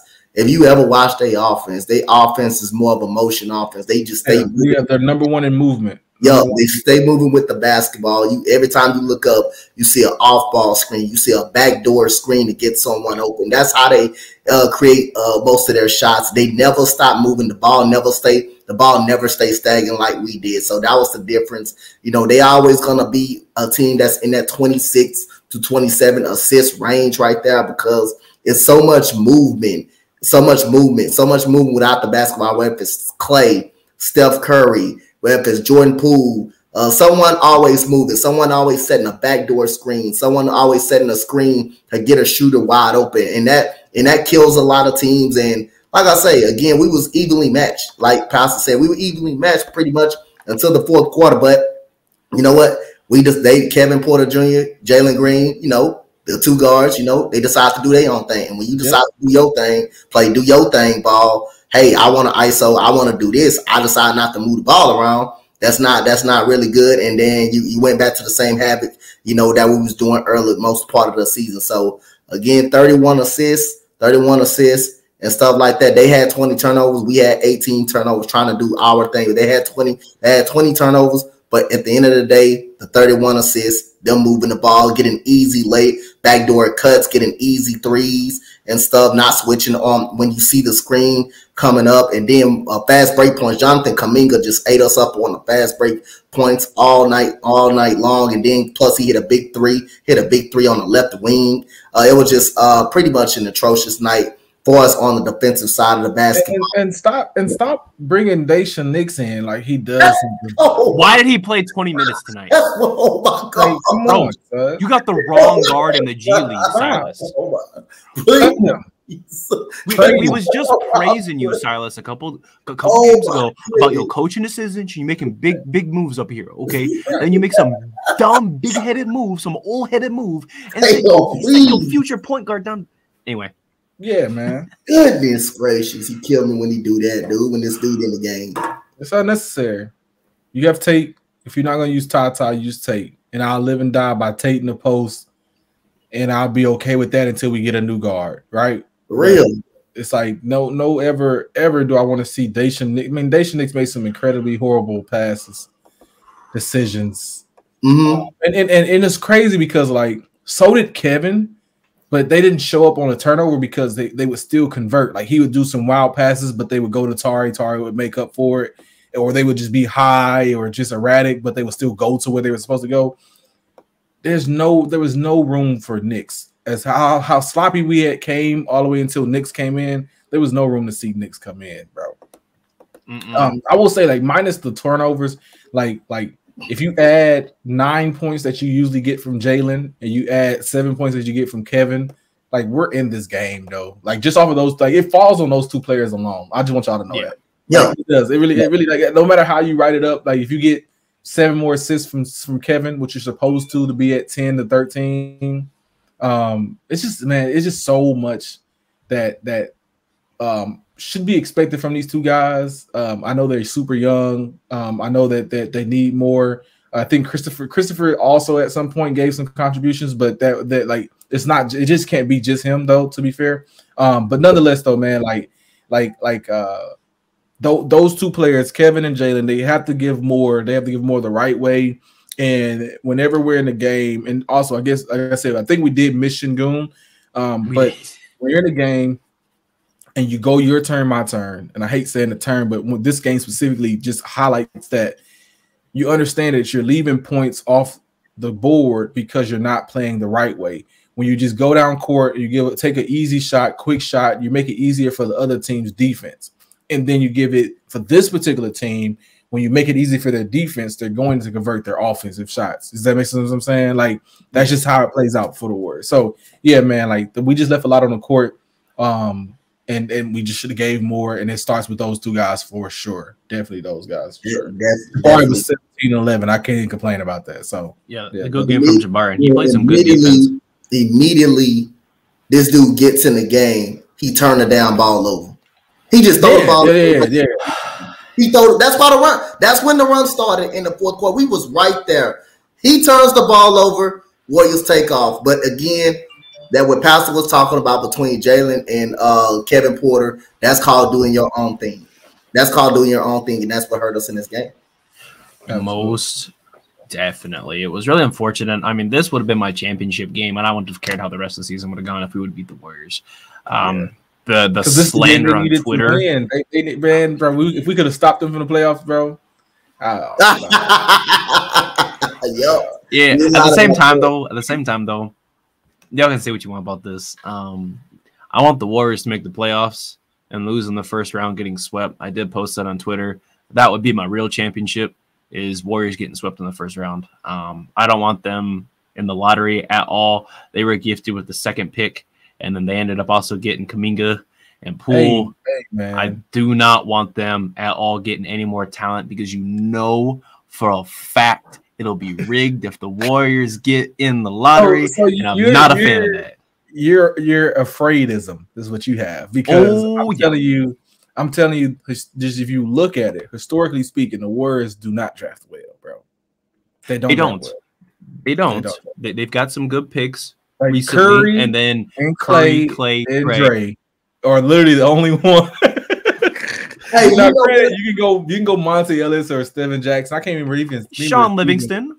Sean, I can't remember if Steven was actually drafted by them though, but I know Monte was, right, and I know Curry, Clay, and Draymond. But Draymond was a second round pick, I believe, right? Yeah, he was a second round pick. Yeah. And then Clay took a while to come into his own self, so that just good development. And then Curry was injured, so he was always the guy, but he was injured, and that kind of like came into be. Anyway, so but after that, like they didn't do a good job drafting none of those high picks. Or to be fair, this is why I give a lot of credit to Draymond, man, because I do think Wiseman's a good pick, but I think they didn't know how to use him. They did not. Look at what he's doing over in his other team with the Pistons. Right, correct. Which that's one of them. But I can say that now. Like, it's one thing to feel this way because I felt this way before, but like because I feel some way, I can't always argue that. I just have to like go off of like hope, right? Like I think if he goes somewhere else, I would hope he could be better type stuff, right? But that clearly shows like maybe like if you treated Wiseman like a young Embiid, then you would see that development. But instead, they wanted him to be a 7-foot Draymond, right? They wanted him to be a loony. You know what I mean? It was like, no, you didn't embrace the play. And it's so weird because we get on other teams about that, but yet the Warriors are doing it too. So anyway, but yeah, man, like I'm not afraid of them getting talent. They took Moses Moody. They don't know how to use him. Kuminga's an up and down player. They paid Jordan Poole. They overvalued that, and they playing catch up, man. They could have had Anthony Edwards, and they tried to take the high road, and say that we didn't want him because, or even LaMelo at one point. LaMelo, right? Yeah, because Ant went first. Yeah, so they could have took LaMelo. They didn't want him because of like fit or something. Like they didn't think that his personality or work type could fit. Like stuff like that. And then they got Poole. Right. So it's like just get out of here with that, man. So like they're definitely in the future going to be a team that gets in their own way. So this is kind of one reason I want to get past, which is why they have to pay these guys, the older guys they have, because once they're done with this, they're likely going to be done. You know what I'm saying? But yeah, man, kudos to them. Hey, I can argue that I have no worries about the Warriors after Stephen.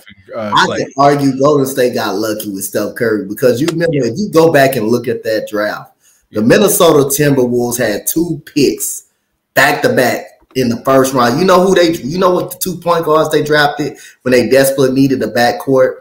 They drafted Johnny Flynn out of Syracuse and they drafted Ricky Rubio. Yeah, they drafted on Steph twice, both back-to-back picks. Yeah. And the Knicks was picking behind Golden State. The Knicks said, if Golden State don't pick Curry, we're gonna draft him. Curry on the Knicks would have been annoying though. So I'll be honest with you. I mean, still terrible. Still terrible. Yeah, terrible now. Hey, but the Timberwolves definitely messed up that draft. They definitely effed up with those 2 picks. Curry right down, and they passed on twice, back-to-back picks. I absolutely did. Yeah, I'm not here saying that it's really gonna happen, but man, I just have this, this feeling that if they get in, NBA is just gonna bless them with a high pick, and not even that they're gonna draft well. But I want to see these players go to teams that deserve it. Like the Magic, they've been really good all season. And again, you say what you want. You know, I'm supposed to hate them, whatever. I do like the Magic. I like what they put together this season. They got a good coach. I do like Wendell Carter. He's pretty good over there. I like to see them get another young player. I'd like to see us get a player. The Washington Wizards don't deserve a young player because they paid Bradley Beal so much money. You want to see in Orlando? That's a lot. That's a lot. Yeah, they got a lot of guys over there. You know, not more even young players like than us, almost, not even necessarily a young guy, but like, you know, another guy like a Chris Murray, you know, someone who's like younger but NBA ready. You know what I'm saying? Okay. Yeah, something along that line. Understood. I feel that.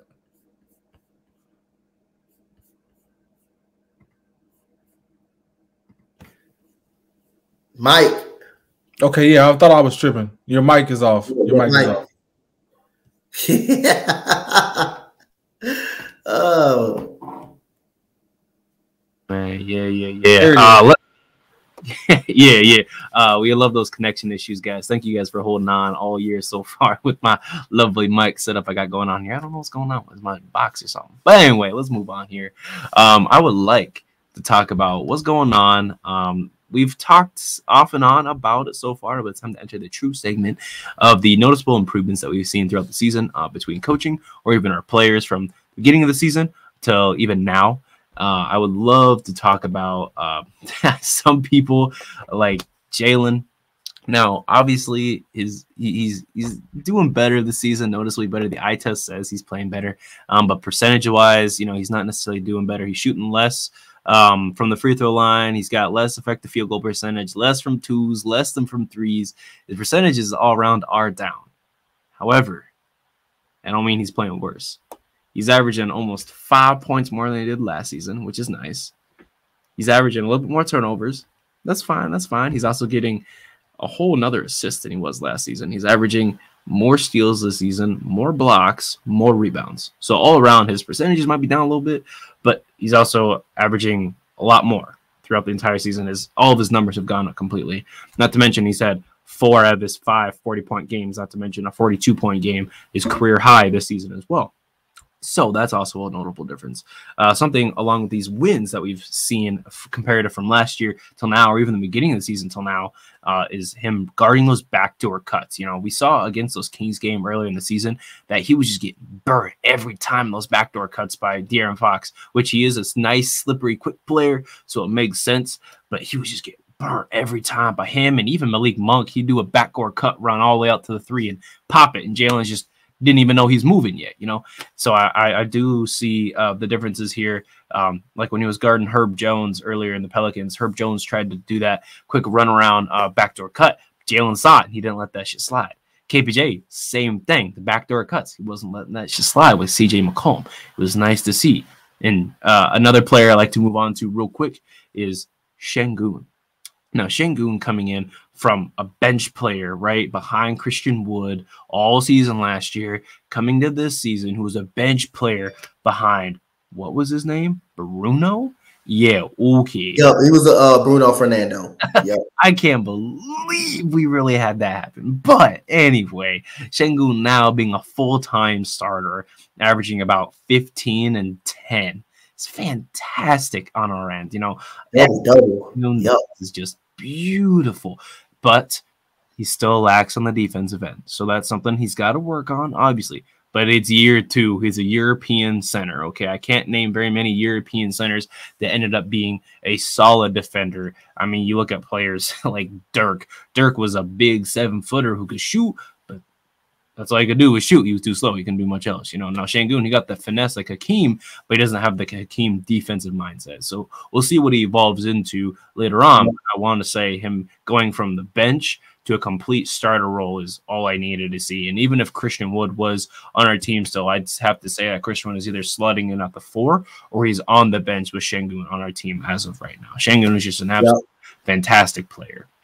And then noticeable changes from the coach that I've seen real quick here, just from, you know, from our big losing streak at the beginning of the season. You know, we had 12 losses, and I think we have 14 losses as well. And until now, where we're like winning these tight games, or we're losing in close fashion here. And a lot of that losing that we've been doing actually the last 7 games, or not necessarily that we lost 7 games, but out of the last 7 games when we have started to lose and struggle, has been from our guys' effort, not our coach. which is nice to see that he's really been out here making the changes that are necessary. Like Pastor said earlier before he left, is that, you know, we can literally see on the court that he's sticking with things that are working, and then he's going with the flow and he's making subtle adjustments. That way it continues to work as a whole, which again, nice to see, because we were not seeing that last year. Silas is literally throwing shit at the wall, man, and said, okay, whatever's sticking, and anything else, don't. But this year, right now, he feel like he kind of coaching for his job. He really trying to get as many wins as he can so he can say, I tried. And I'm not going to sit here and say this or that about Silas as of right now, but thank you for getting us these wins. Yeah, I really appreciate him, his adjustments he made in the 3-2 week that we had. Like I say again, man, whether he's the coach or not, I still thank him for his services. But, you know, one thing he keeps doing is putting Daisha Nix in the game, and especially when you don't need, at times you don't need him in the game to throw the ball away and throw a ball game away. When you see him, he can't play and he's not really good. Sometimes I figure, where's Tata Washington at? Is he hurt or is he in the G League? This is the time that you need to see what you get out of Tata Washington. Well, you know what you got. You just think Daisha Nix is better than Tata, because obviously he's out there playing. He's out there playing basketball. He's on the Can I ask you a question, Dante? Go ahead. What does Daisha Nix have other than size that Ty does not have? He is not better than Tata. He is not better than Tata at all. I think we discussed this multiple times that Tata is clearly the better player. You can argue he's the better shooter. He's better than anything besides the size, besides the weight.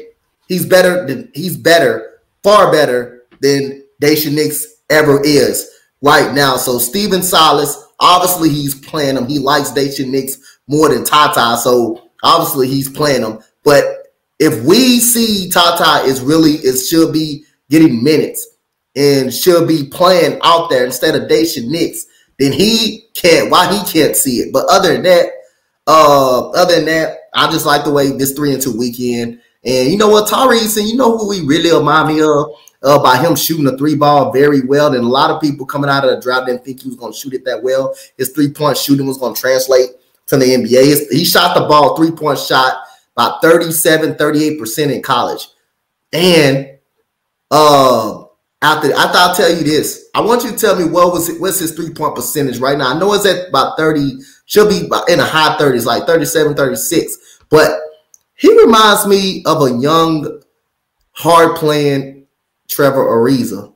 Just that 3-and-D player, just that 3-and-D player. The only thing, I think he can dribble a little bit better than Ariza. I think he can dribble and finish a little bit better. But for us, hustling, getting a steal, standing in the passing lane, playing that defense, that's what Tari Eason remind me of. But I think he's better than Trevor Ariza right now.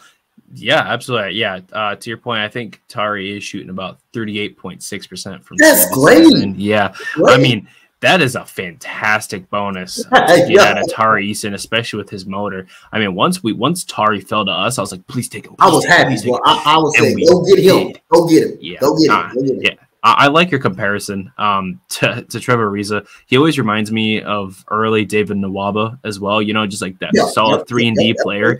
But like, he's got such a higher motor than those guys, you know? Or maybe, you know, I didn't watch too much David Nwaba when he was on the Cavs. I didn't watch necessarily too much Trevor Ariza when he wasn't on the Rockets. I mean, I saw when he was on the Rockets, and like he wasn't great for us, of course. You know, a whole whopping 11 points twice in the playoffs, and that was his career high for us. And that's absolutely insane that he was a starter at some point. But you know, to your point, yes, Tari Eason is the new gen of those kinds of builds. So the 6'8", solid size, can do everything well, not necessarily perfect at anything, but an all-around, well-rounded forward wing that can guard the 1 through 4, 1 through 5 sometimes easily, and he can dribble the ball. You know, like, and once he starts making these layups, which he has started to do throughout the season, once he started making those layups, he's an all-rookie team. I mean, it's over. He should be on an all-rookie team after this season. I don't care if it's second team. He probably won't. He ain't making that first team. Let's get that straight. I don't think he will make the first team. But for a second team, he should be on an all-rookie second team. That's what he should be on. But far as, like you said, David Nwaba, that's an excellent comparison as well, because he's a better offensive player. far better offensive player than David Nwaba, far better shooter.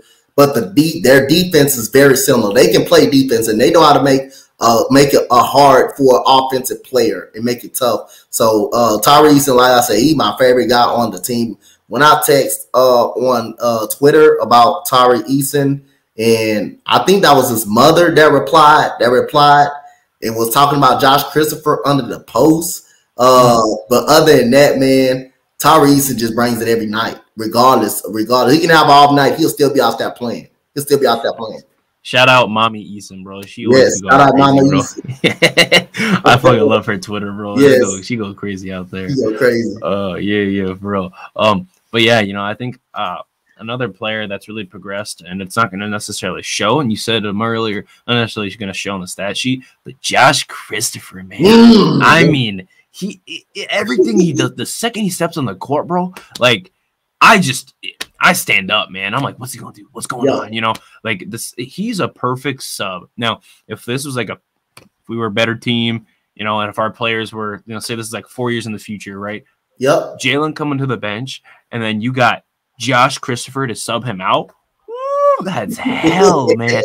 That is hell. That is like similar to when it was Curry, Clay, and D'Lo. If Clay was healthy, he's like, oh man, Curry's out. Who they got coming?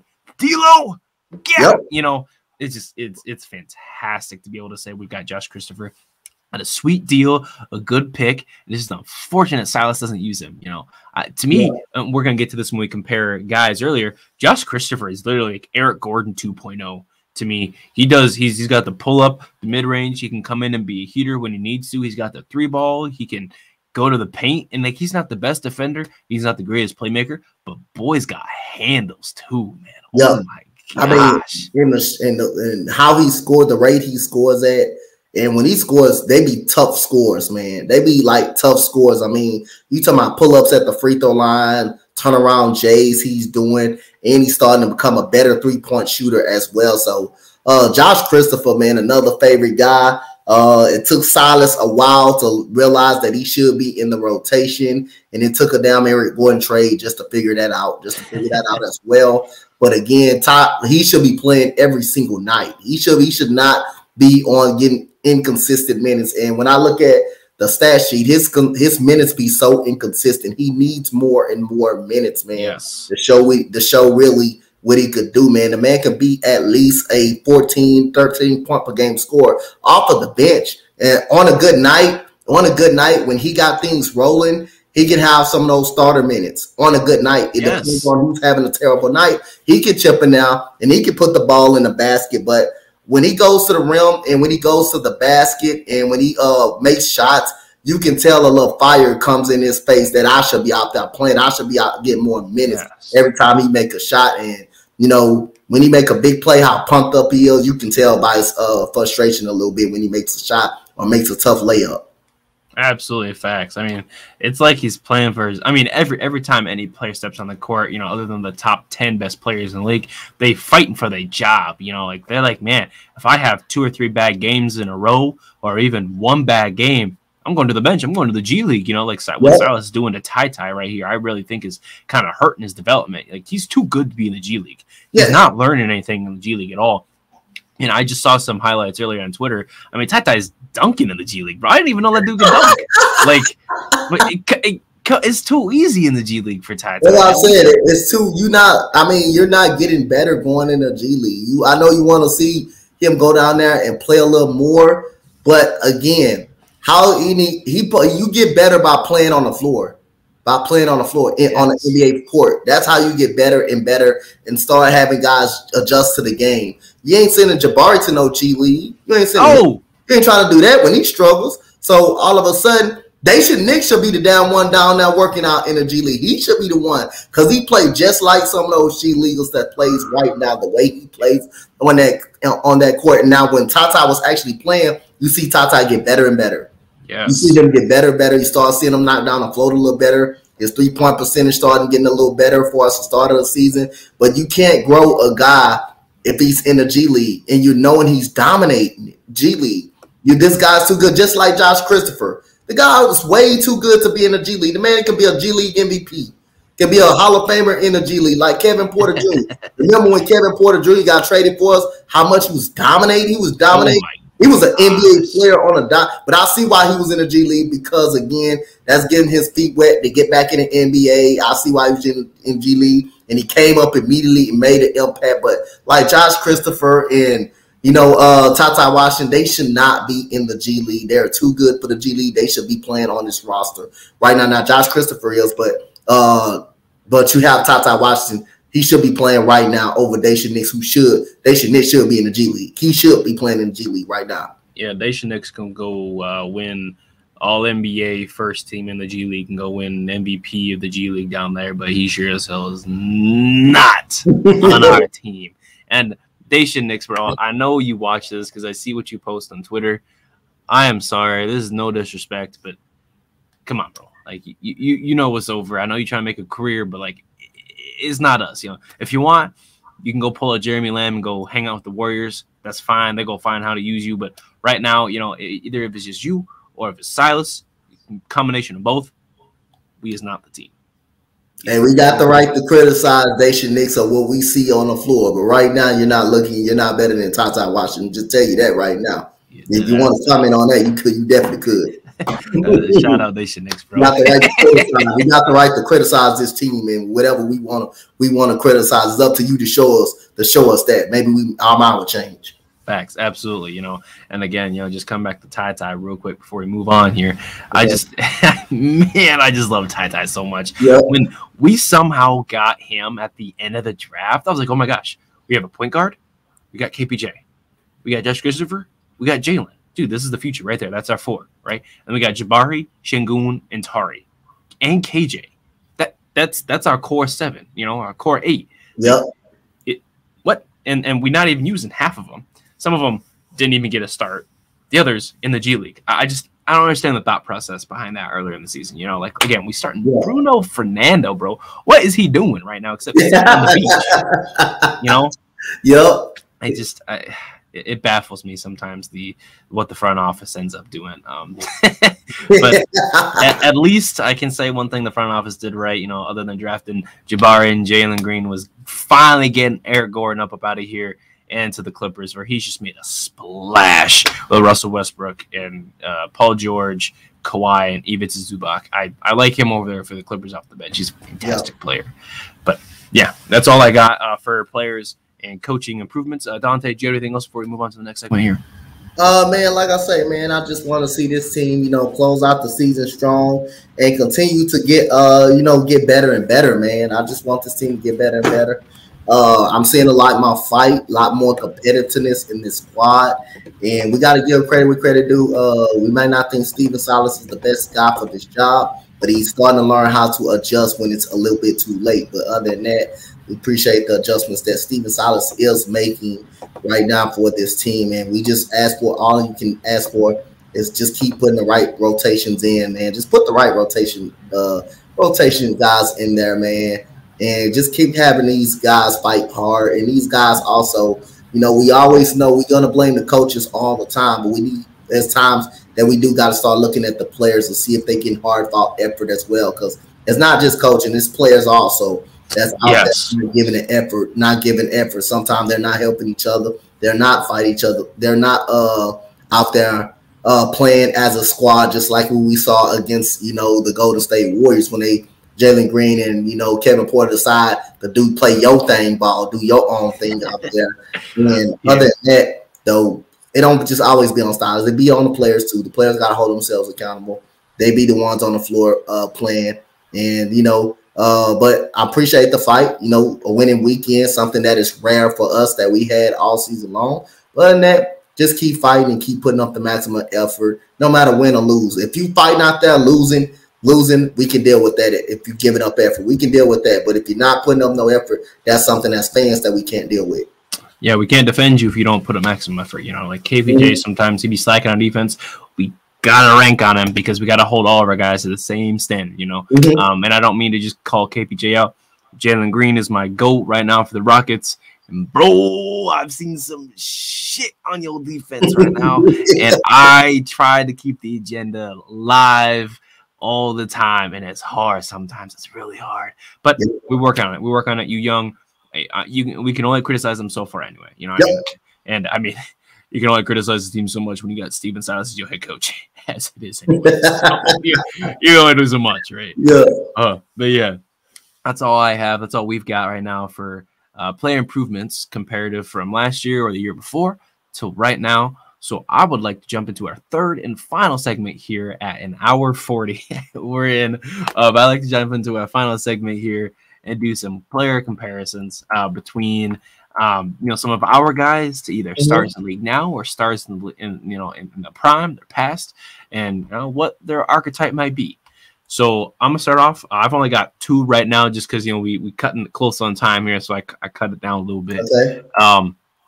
Let's start with Jalen Green. Obviously, he's our GOAT. He's our fantastic guy. Averaging 22, 3.6 assists, about 4 rebounds a game, and he averaged about 0.8 steals. He's coming out here. He's getting his buckets. He's 78% from the free throw line, which is really nice. He's 48% as a effective field goal percentage. You would like to see that higher, but again, this team isn't slated to be a great floor spacer. And before I move on, Jalen Green is obviously a slasher first. He's a slasher, a mid-range, and then a three-point shooter in that order. And this team is not slated at all to be for him to be able to drive a kick. He's got to drive and hope make something work, or he's got to iso ball it. Which is unfortunate as it is, but that's how it's been for him so far. But anyway, yeah, his effective field goal percentages, is about 48% right now, shooting 47% on 2s and 33.5% on 3s. So he's your league average 3-point shooter, but those percentages are down from last year. But then again, he had Christian Wood, so bear in mind with that as well. He's played 65 games this year so far, started all 65 games. He's on pace to beat his previous career high of 67 games last year, which is nice to see. So something I've seen, with the mid-range especially, and then that his ability to drive, and he just gets, doubled, tripled. There was a post going around when we were playing the Celtics game there where he's getting tripled almost at half court. That is James Harden-esque, which is absolutely insane that Jalen Green at 20 years old is getting doubled and tripled at half court. Name how many other players that happens to. Nobody. Absolutely insane. But we move on. I digress. Jalen Green is also averaging 6 free throw attempts this season compared to last year's 3.5. So there's that noticeable improvement there. The player he's most been like, in my opinion, and I think he's got a good trajectory to be on par or better than right now, is Devin Booker. I compared him earlier, all season, really, and during our podcast, Jalen Green to Devin Booker. Devin Booker, his second year, he averaged 22 points a game to Jalen's 22. Jalen averaged 3.9 assists per game, or 3.6 a game, to Devin Booker's 3.4 assists a game. Devin Booker's averaging 3.2 rebounds a game to Jalen's almost 4 rebounds a game. So you can see the comparisons right there. Just statistically, you're right there. The difference is the field goal percentage, right? So Devin Booker is a 42% shooter or scorer at that point in time, comparative to Jalen's 41%. So there's the difference in the field goal percentage there. But I'm not making comparison even directly to stats, even that's what I've talked about mostly. It's predominantly what's going on is their play styles. The driving kick, the swindle handle, the sweet handle that they've got. They both started out as an okay ball handler. We've seen Jalen's continuous lapses with the ball, man, dribbling off his hand, dribbling off his foot, dribbling off his leg, throwing stupid ass passes around at people. Devin Booker, same thing, early in his career. Just making these kind of errant passes, kind of just trying to be lackadaisical with it. Knows he's on a bad team, so he's out here to get his next contract. That's what it felt like watching the Suns. And now the Suns did at that time have PJ Tucker, I believe, which was still a pretty gosh darn good player. And shout out PJ on the Sixers right now, still making $30 million for the next 3 years at 35 years old. But Devin Booker and Jalen Green, I think, are really one and the same in terms of their play style, their future of what they've got. I mean, Devin Booker is an All-NBA first-team shooting guard. As much as I really hate to say it, he's just been absolutely phenomenal despite their record. This season, he's averaging almost 28 points, or he's averaging 28 points and almost 50% field goal percentage. I mean, he's not even a big man. He's averaging 28 on 50. That's absolutely fantastic to see.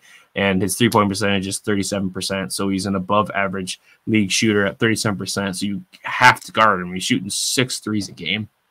Absolutely fantastic. And with KD on his team, he's only going to have even more open shots now. So, again, the percentages are different, especially since Chris Paul came over there to really help their development. And in my opinion, I think that's what we're missing is just that elite one guard that can come in and help our offense kind of rein us in, be that locker room presence, but also that dual leadership. And there's only so many Chris Pauls in the world, like Kyle Lowry, Mike Conley, but that's just to name a few off the top of my head. But yeah, my big comparison is Jalen Green to Devin Booker. I think they are going to have the same trajectory. And I think Jalen can be as good, if not better, than Devin Booker. And I'll get on to my next one after Dante tells me one of his. Well, got Jabari Smith. I value Jabari Smith as a 3-and-D, basically almost a 3-and-D stretch, possibly stretch. Don't want to make a comparison to with him and Kevin Durant because I think Kevin Durant is similar. I think he's a whole different level since he can put as of right now he can put the ball on the floor. His frame could be Kevin Durant, but Kevin Durant puts the ball on the floor a lot more better. And he creates his own shot a lot more better. So I'm deciding to compare him when he plays the 5 to a smaller, younger Brook Lopez, someone that can stretch the floor, rim protect. I think that's a solid comparison. Jabari Smith, not great at putting the ball on the floor quite yet, but he's definitely similar to me, in my opinion, to Brook Lopez, man. Someone, and he learning how to protect the rim. You seen that block that he put on Klay Thompson after Klay Thompson tried to dunk on him, thought it was sweet, and he blocked the shot. Those shots are potential, and he can go out there and defend if you want him to. So right now, his potential could be a Kevin Durant type with better ball handling. His shooting is going to get better. He's only shooting 30%. 0.7% from the three-point line, which is we thought he came into the NBA in college shooting 40% from the three-point line. He made it look easy in college. College, he averaged 17 points per game pretty much in college. Now in the NBA, you not say, I mean, it's not a bad year. It's not bad averaging your first career as a 3-and-D forward, as a 3-and-D power forward, pretty much. As a stretch, pretty much. He's averaging 12 points, 5 points per game. That's a huge jump because he was around that 10-ish range. So that showed you how much improvement he's doing right now and how much better he's shooting the ball. So he's at 12.5 with a chance to get it to 13. So I would think he will finish in the year strong. But next year coming up and his off, depending on what he does in the offseason and who he works out with, that points per game can go up if he just hits a lot more jump shots. If he, just imagine, a lot of jump shots he hits this year. He will average at least 15, 16 points if he hits most of the three-point jump shots. He already knows how to rebound at a high rate. He can rebound at a high rate. 7 rebounds per game, not bad. As someone his size, not bad as someone his size. I mean, you're 6'10", but he's not playing power. He's playing power forward. He's not playing the center position all the time. So he's flip-flopping between power forward and center, depending on the lineup. But other than that, I compare, Jabari Smith to, Lopez, Brook Lopez, someone that can stretch the floor, also protect the rim. But the only thing different, Jabari Smith can go out and guard 1 through 5. He might be a little small and get bullied, but when you put some meat on his bones, he could be better. No homo. Yeah, bro needs some meat on his bones. Yeah. Facts. I like that comparison. Little Brook Lopez. I never thought about it like that. That's a very unique comparison. Much better Brook Lopez we're hoping for, but most definitely I like that. So my next comparison here is going to be, I'm going to start off with Josh Christopher. I alluded to him earlier. I just absolutely love Josh Christopher's archetype here. The theme for me is shooting guards, if you guys couldn't tell. I just love the guard position. James Harden is my favorite player, so it's easy to see how that is. Again, comparing with Devin Booker earlier. Josh Christopher, I mean, he's really got potential here. Now, his regular season stats aren't that good. He's only averaging 5.4 points per game, which is much lower than what he was averaging before at his current 8th. But his minutes per game went down. He's only played 54 games this season to the 74 last season. He also started 1 game this year to 2 last year, so not much of a difference really. But the difference is the amount of minutes he's playing. He's barely playing 11 minutes a game. He's playing 11 and a half minutes per game compared to almost 20 minutes per game last season. That's a huge difference in terms of production, shot attempts, when you're getting in, the flow of the offense. It's really different here. So I'm going to compare actually to the per 36. If you guys don't know what that is, it's your adjusted numbers, your regular season numbers, and adjusted for if you played for 36 minutes per game, what would roughly be your stats. So they've got him out here at 17 points a game this season compared to 16 points a game last season, which is a step up. Again, I feel he's been better this season, just in general. He's also he would be averaging 3 assists per game, per 36, and 3.5 rebounds a game, which I could see. I'd see that's very accurate for what he's got going on here. And then per 100 possessions, so it's per 100 possessions through the game will be your overall stats here. They've got his offensive rating at 101. His defensive rating at 120. We know he's not a defender, but again, defensive rating also depends on the people around you, your defensive rotations. It all depends on all that. But his points per game per 100 possessions would be 23. And again, I mean, if he's projected to be, like I said, this guy coming off the bench, this heater, I mean, I could see him putting up 14, 15, 16, 17 points per game. That's really realistic if he was getting those kinds of shots off the bench. If we were kind of going along with that, like having him as a, some sort of like playoff team, but we're not. So it's fine. Hopefully we will use him more next season when we're supposed to be in playoff contention. Not looking too bright, but we'll see what happens with that. Now, the player I'm comparing him to is exactly who I alluded to earlier, Eric Gordon. Literally, when I watch Josh Christopher play, I literally think like, man, if Josh Christopher had just more shots, just a couple more attempts, more minutes, Josh Christopher and Eric Gordon, the same player, not great at handling the ball, but I think Josh Christopher is much better at handling the ball than Eric Gordon. But it's like comparing two average defenders between James Harden and Curry. It's like, like they're okay, I guess. Josh Christopher is okay at handling the ball, but he's still better than Eric Gordon handling the ball. Eric Gordon has obviously throughout his career been the better, shooter, better driver, usually been more efficient. He's played 36 minutes per game in his second year with the Clippers. Funny enough, he plays on the Clippers now. If you guys don't know, he was actually drafted by the Clippers originally back when he was 20 years old.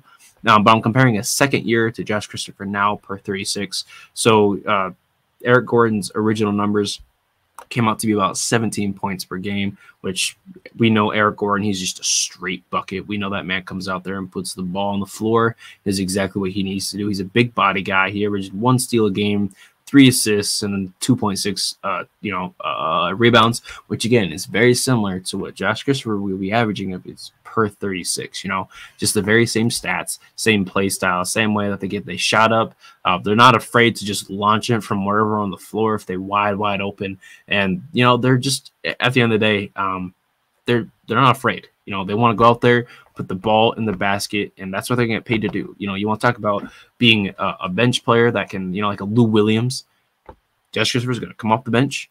He's going to produce, and I think he could start, situationally. I'm not saying that he's a bad player, but I'm saying the perfect role for him would be that straight 6-man off the bench, get the team some points because we're down 5. We need you to come out here and not necessarily play defense at all. Just come out here and hit 3 after 3, get your free throws, get your points up. But yeah, I definitely like Josh Christopher, and I think he's got the perfect archetype to become the next Eric Gordon, especially being, I think Eric Gordon was 6'3", Josh Christopher is 6'5" and just 5 pounds less. I mean, as an NBA body, you could probably put on another 15, 20 pounds. You know, it could be about, 225 if you wanted to, 230. And at 6'5", that's good length. He could play the 3 for us as a small ball coming off the bench, or again, play the 2 just straight up. I see a bright future for Josh Christopher. Yo, so I got another comparison before we close this side.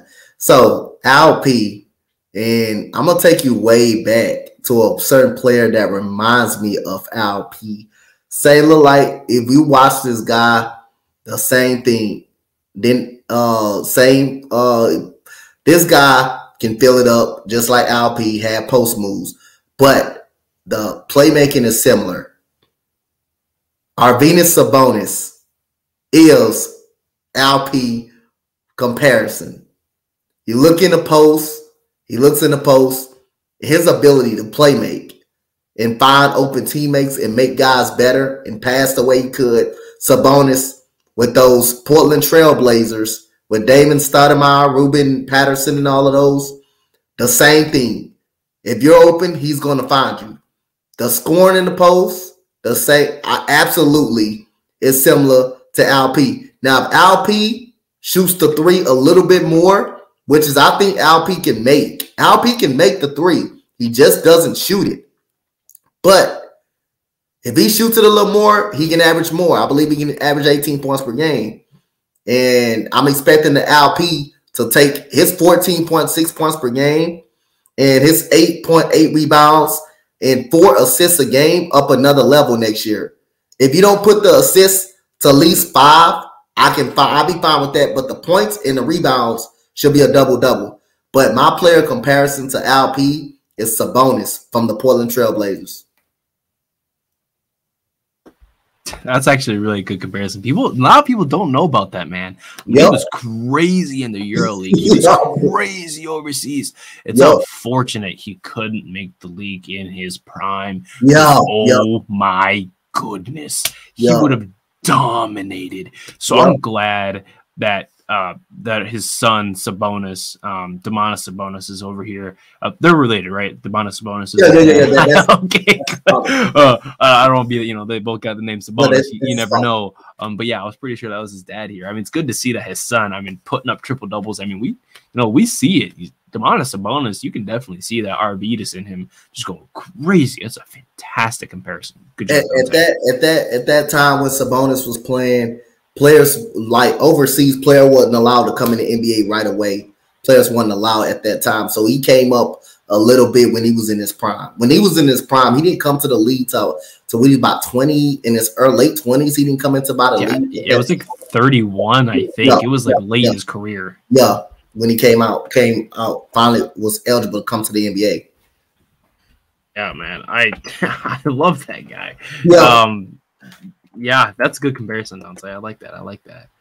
So with that, I think that's almost all we got for you. I'm going to pull up the Tankathon. As you guys know, we took an L here, so we're going to spin it. But at the end of every game, I love to spin the Tankathon here to kind of see what pick we might get. So usually I just read the 1 through 5, and I'm going to do the same and tell us what pick we got. But I'm also going to say the pick that we get from either the Clippers or Bucks picks, see whatever we can get. And yeah, hopefully we can still get Chris Murray, hashtag Iowa boy. I know he went out cold, went out sad this year in the first round of the playoffs against Auburn. Shout out Auburn. You guys did go crazy, and I have absolute respect for it. But, man, I would love to see an Iowa go a little bit farther. So I'm going to pull this up here. Dante, if you got any closing thoughts at all, man, lay it on the floor for us. Hey, man, closing thoughts, man. 3-2 week, not bad. And, hey, I got to tell you this. Your boy Anthony Black is legit. Anthony Black is legit. They beat Kansas this week, who was number 1 in the region.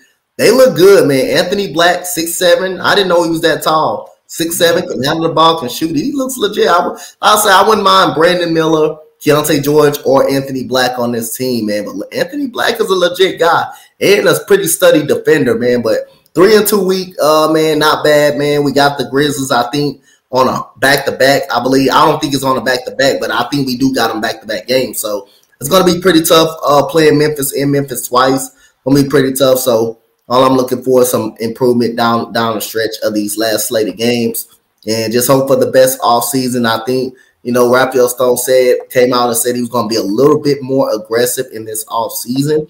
We will definitely see what it's going to be, and we would definitely see what's the closing thoughts on the draft this off season. But I'm pretty much sure, in the off season, we're going to be getting more right into that. What should we do in the off season or the draft or in free agency? But other than that, just want to see the team close it out strong and keep putting up the effort and fight. Fantastic thoughts here. Yeah. To say what you said earlier, bro, I was saying since we started the podcast, bro, Anthony Black is the truth. Yeah. My opinion, he's the most well-rounded player in the entire draft. He can defend at an all right level. He's a great playmaker. His draft comparison right now is Josh Giddey with bounce. I would say a two-way Josh Giddey with bounce, in my opinion. But yeah, Anthony Black, if he doesn't go top 7, top 10, bro, if we can draft up to get him, Lord knows what I would do to get that draft pick. So right now we have the second worst record in the league at 18-54. Guys, really have to win 2 more games, and we'll have 20 wins, beating Dante's predicted amount of wins. Yeah, man. Yeah, let's go. We could really do it here.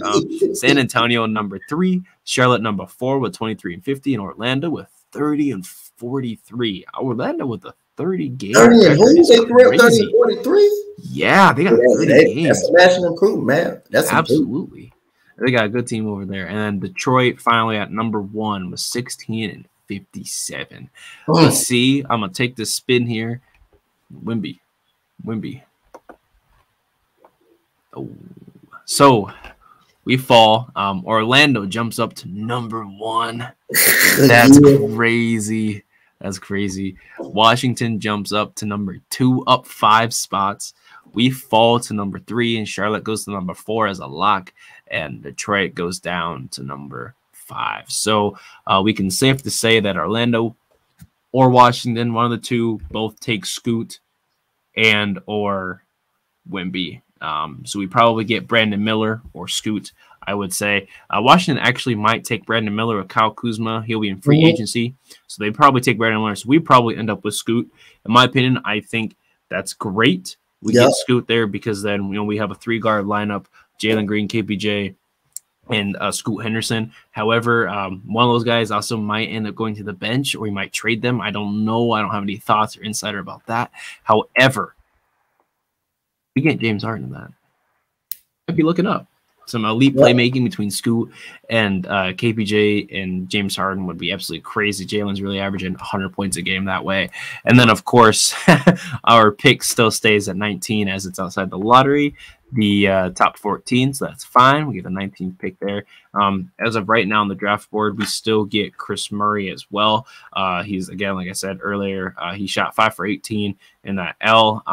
But man, I love Chris Murray from Iowa. He's just an absolute fantastic guy. And he's NBA ready. We don't have to worry about too much. I think he's 23, 24 years old. We wouldn't have to do too much for him, except just put him in a jersey and get him on the floor.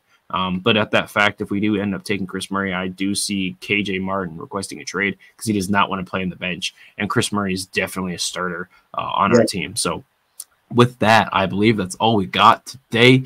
Thank you guys for listening and watching. Comment below and let us know who your guys' year 2 comparisons are down low. Let us know, am I right about Jalen Green and Devin Booker? Is our boy right over here about Arvydas Sabonis and Şengün? Let us know, please. You can find me at DripGawd, that's 2Ps_GAWD on Twitter and Instagram. You can also find this podcast here. Yes, this podcast here on Twitter at BlackOwned713 on Twitter.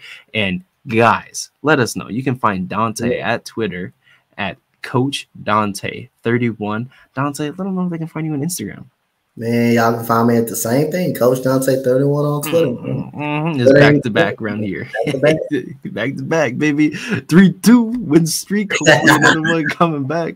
Anyway, guys, thank you guys for joining us today. I'm gonna get up out of here. Boom. See you guys next week.